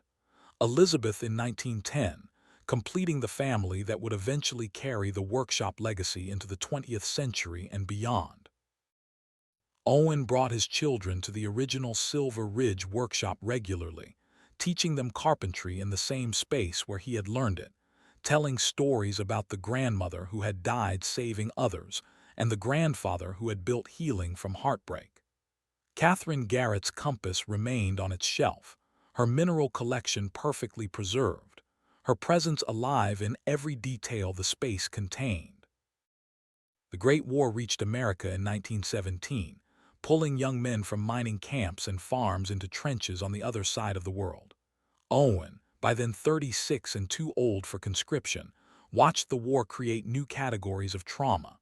Soldiers returned with what doctors called shell shock, a condition that produced symptoms remarkably similar to what Owen had experienced after his mother's death. Selective mutism, emotional withdrawal, inability to process overwhelming experience. The workshop program adapted. Owen traveled to France with medical corps units, worked in field hospitals designing therapeutic spaces where traumatized soldiers could work with their hands while their minds slowly healed. He taught military doctors the principles his father had discovered accidentally. That creation helps process destruction, that building beautiful things gives purpose to people who have seen too much ugliness, that underground spaces can feel safe rather than imprisoning if designed with care and intention. The work saved the workshop program. Military funding during wartime provided resources that mining camps alone could never generate. When Owen returned in 1919, he brought contracts to build workshop spaces at veteran hospitals across the country, brought recognition from military medical establishment, brought proof that what had started as one father's desperate love for his broken son had applications far beyond any of them had imagined. Rob Garrett died peacefully in his sleep on a clear morning in March of 1920, 73 years old, and surrounded by the family he had built from ruins. His final conversation was with Owen, a quiet talk in the original workshop where everything had begun 32 years earlier. "You took what I started and made it better," Rob told his son. "Made it bigger, made it matter to people I will never meet. Your mother would be so proud." "You built the first workshop when you did not know if it would work," Owen replied. "You just knew you had to try. That is the bravest thing anyone can do. Build something from love and hope instead of certainty. Everything else came from that first brave choice." Rob's funeral drew more than 400 people. Representatives from every workshop came to honor the man who had designed the spaces that changed their communities. Testimonies came from adults who had been mute children when Rob built their healing spaces, from families who had survived disasters in workshops that doubled as shelters, from builders Rob had trained who now trained others in the methods he had developed. Owen's eulogy captured what his father had accomplished and what he had been. "My father was a carpenter who did not know how to heal a silent boy, so he built healing into wood and stone. My mother died in darkness underground. My father transformed that darkness into light by creating spaces where sadness could become strength. He built one workshop for me. That workshop multiplied because love, when built well, always expands beyond its original purpose. Thank you, Papa, for teaching me that hammers can heal, that timber can hold tears, that underground spaces can be sanctuaries instead of tombs." Owen continued the workshop program for 25 more years. The network expanded to 100 workshops by 1925, serving mining communities, logging camps, veteran hospitals, and industrial towns where dangerous work created dangerous outcomes. Each facility honored Catherine Garrett's memory by helping people she never met, by making underground spaces safe for those who needed them. The Great Depression brought new applications. Workshops provided job training for unemployed men, taught practical skills that could translate into paid work, gave purpose to people who had lost everything. The Dust Bowl sent refugees westward, and workshops offered community gathering spaces where displaced families could find stability amid chaos. World War II brought another wave of traumatized soldiers, another opportunity to prove that workshop therapy could help men process what they had seen in combat. Owen, now in his 60s, trained hospital staff in therapeutic carpentry techniques, designed spaces that helped broken soldiers become functional civilians again, expanded the program into realms his father could never have imagined. Sam Chen worked alongside Owen for 40 years, eventually becoming the first Chinese American to receive Montana's Humanitarian Service Award in 1938. His speech at the awards ceremony honored Catherine Garrett, Rob Garrett, and the unlikely partnership that had given him opportunities America typically denied to people who looked like him. Catherine Garrett saved lives in mines, Sam said. Rob and Owen saved souls in workshops. I helped organize the saving. I am grateful beyond words to have been part of something that mattered, that helped people who needed help, that proved what humans can accomplish when they build together instead of alone. Owen retired in 1945 at age 63, having built or supervised construction of 127 workshops across 15 western states. The program had served more than 10,000 traumatized individuals over 57 years, had saved an estimated 3,000 lives during various disasters, had trained 2 generations of therapeutic carpenters who carried the methods forward. In 1950, Owen commissioned a permanent memorial at the original Silver Ridge workshop site, a bronze statue of Catherine Garrett holding surveying tools, one hand reaching down as if helping someone climb from underground depths. The plaque read, Catherine Garrett, 1856 to 1887, mining surveyor, mother, visionary, died saving miners in Silver Ridge collapse. Her death inspired her husband to build healing space for their son. That space became 127 workshops serving 10,000 traumatized individuals. She went underground to save lives. Her legacy brought light to darkness for thousands more. The dedication ceremony drew representatives from every active workshop, from veteran hospitals where soldiers had healed, from families who had found shelter during disasters. Owen, now 68 years old, gave the final speech of his public life. My mother died when I was 7, Owen said. I stopped speaking for 16 months because the pain was too large for words. My father built me an underground workshop, a place where I could be sad safely, where I could work with my hands while my heart slowly healed. That workshop gave me back my voice. Then it saved my life during a blizzard. Then it became a model for helping others. My father thought he was building for me, but he was building for everyone who came after. That is what love does when you build it into something solid. It expands. It multiplies. It reaches people you will never meet and helps them in ways you cannot predict. My mother went underground to save 3 miners. My father built underground spaces that saved thousands. Both were love expressed through action. Both mattered more than any of them knew. Owen Garrett died in 1955 at age 73, the same age his father had been at death. His children continued the program. Catherine Garrett Wilson as chief engineer, Robert Garrett managing administration, Samuel Garrett overseeing chaplaincy services, Elizabeth Garrett Chen coordinating family support programs. The second generation carried forward what the first had started, adapting workshops to serve changing needs, while maintaining the core principle that healing happens through creation. The workshop program evolved through decades of social change. Civil rights-era trauma brought new populations seeking help.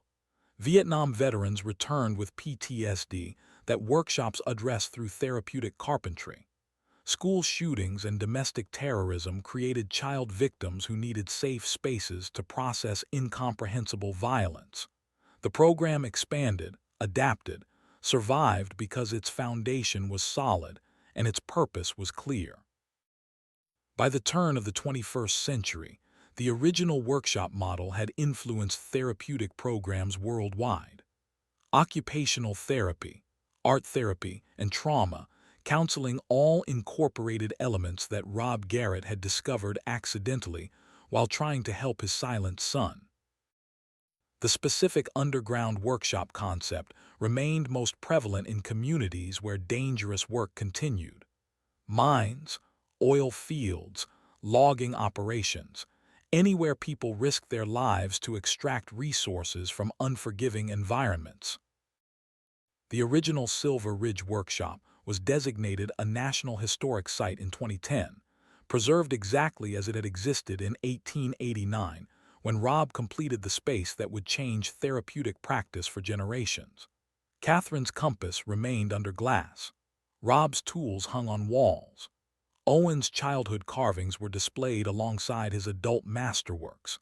The space breathed history while remaining functionally alive, still used for occasional workshops and training sessions.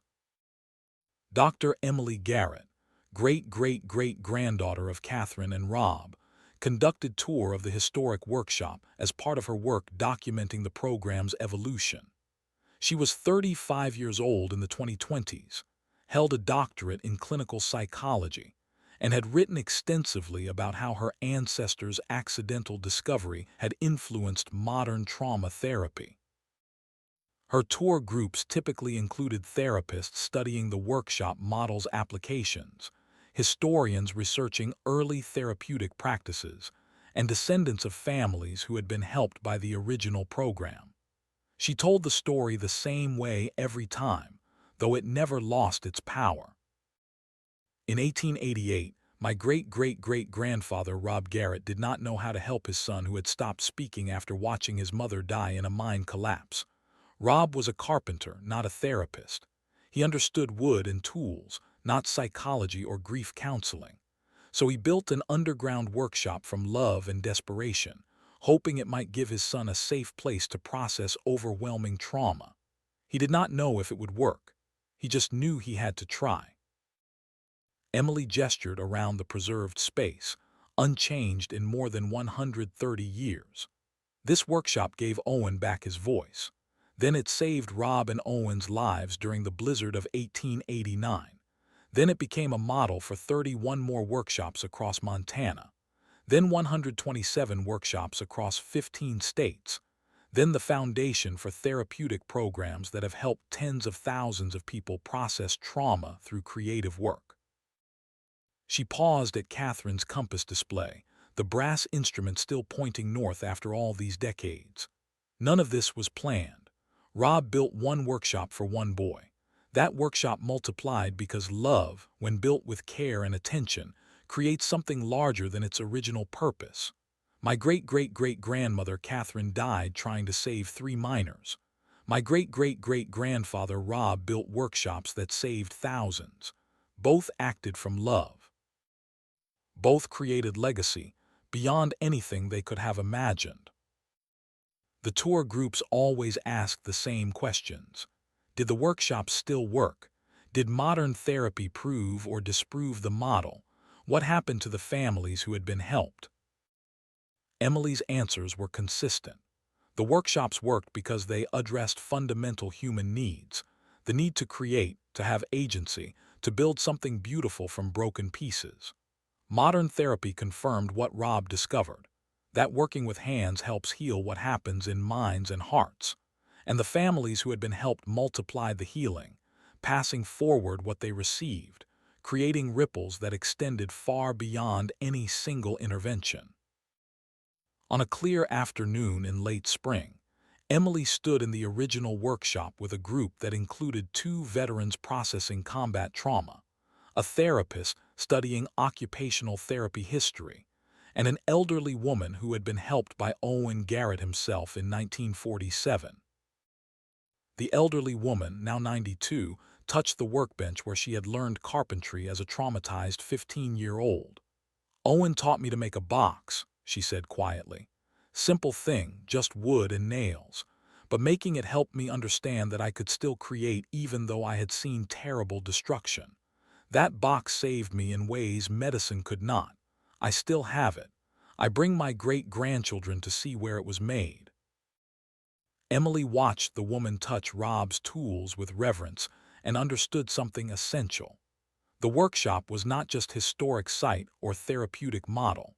It was living connection between past and present, proof that what one person builds from love can help people they will never meet, can extend across generations, can matter in ways that transcend original intention.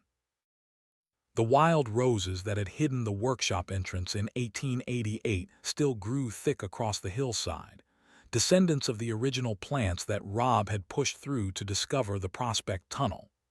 Their fragrance filled the air each summer, sweet and strong, a scent that connected present visitors to everyone who had walked this path before. Local historians had documented the workshop's significance through interviews with surviving family members and analysis of Rob's construction notes. The story appeared in textbooks about American mental health history, in case studies about therapeutic innovation, in documentaries about how ordinary people create extraordinary change through simple acts of love. But the story's power came not from academic recognition or historic preservation. It came from the fact that workshops based on Rob's model still operated, still helped traumatized people find healing through creation, still proved that building beautiful things could help process terrible things. The Garrett family maintained the program through a nonprofit organization that coordinated more than 80 active workshops across North America. Each facility honored Catherine's memory by making underground spaces safe, by helping people who needed healing, by proving that her death had created something larger than loss. Emily's final words to each tour group were the same, spoken in the lamplight of the workshop where her great-great-great-grandfather had saved his son and changed therapeutic practice forever. My ancestors were not therapists or visionaries. They were carpenter and wife and son, ordinary people facing extraordinary pain. Catherine died in a mine trying to save others. Rob built a workshop trying to save his son. Owen expanded workshops trying to save everyone he could reach. None of them were perfect. All of them were trying. That is the legacy. Keep building even when you do not know if it will work. Build from love, build from grief, build from hope. Something might save someone.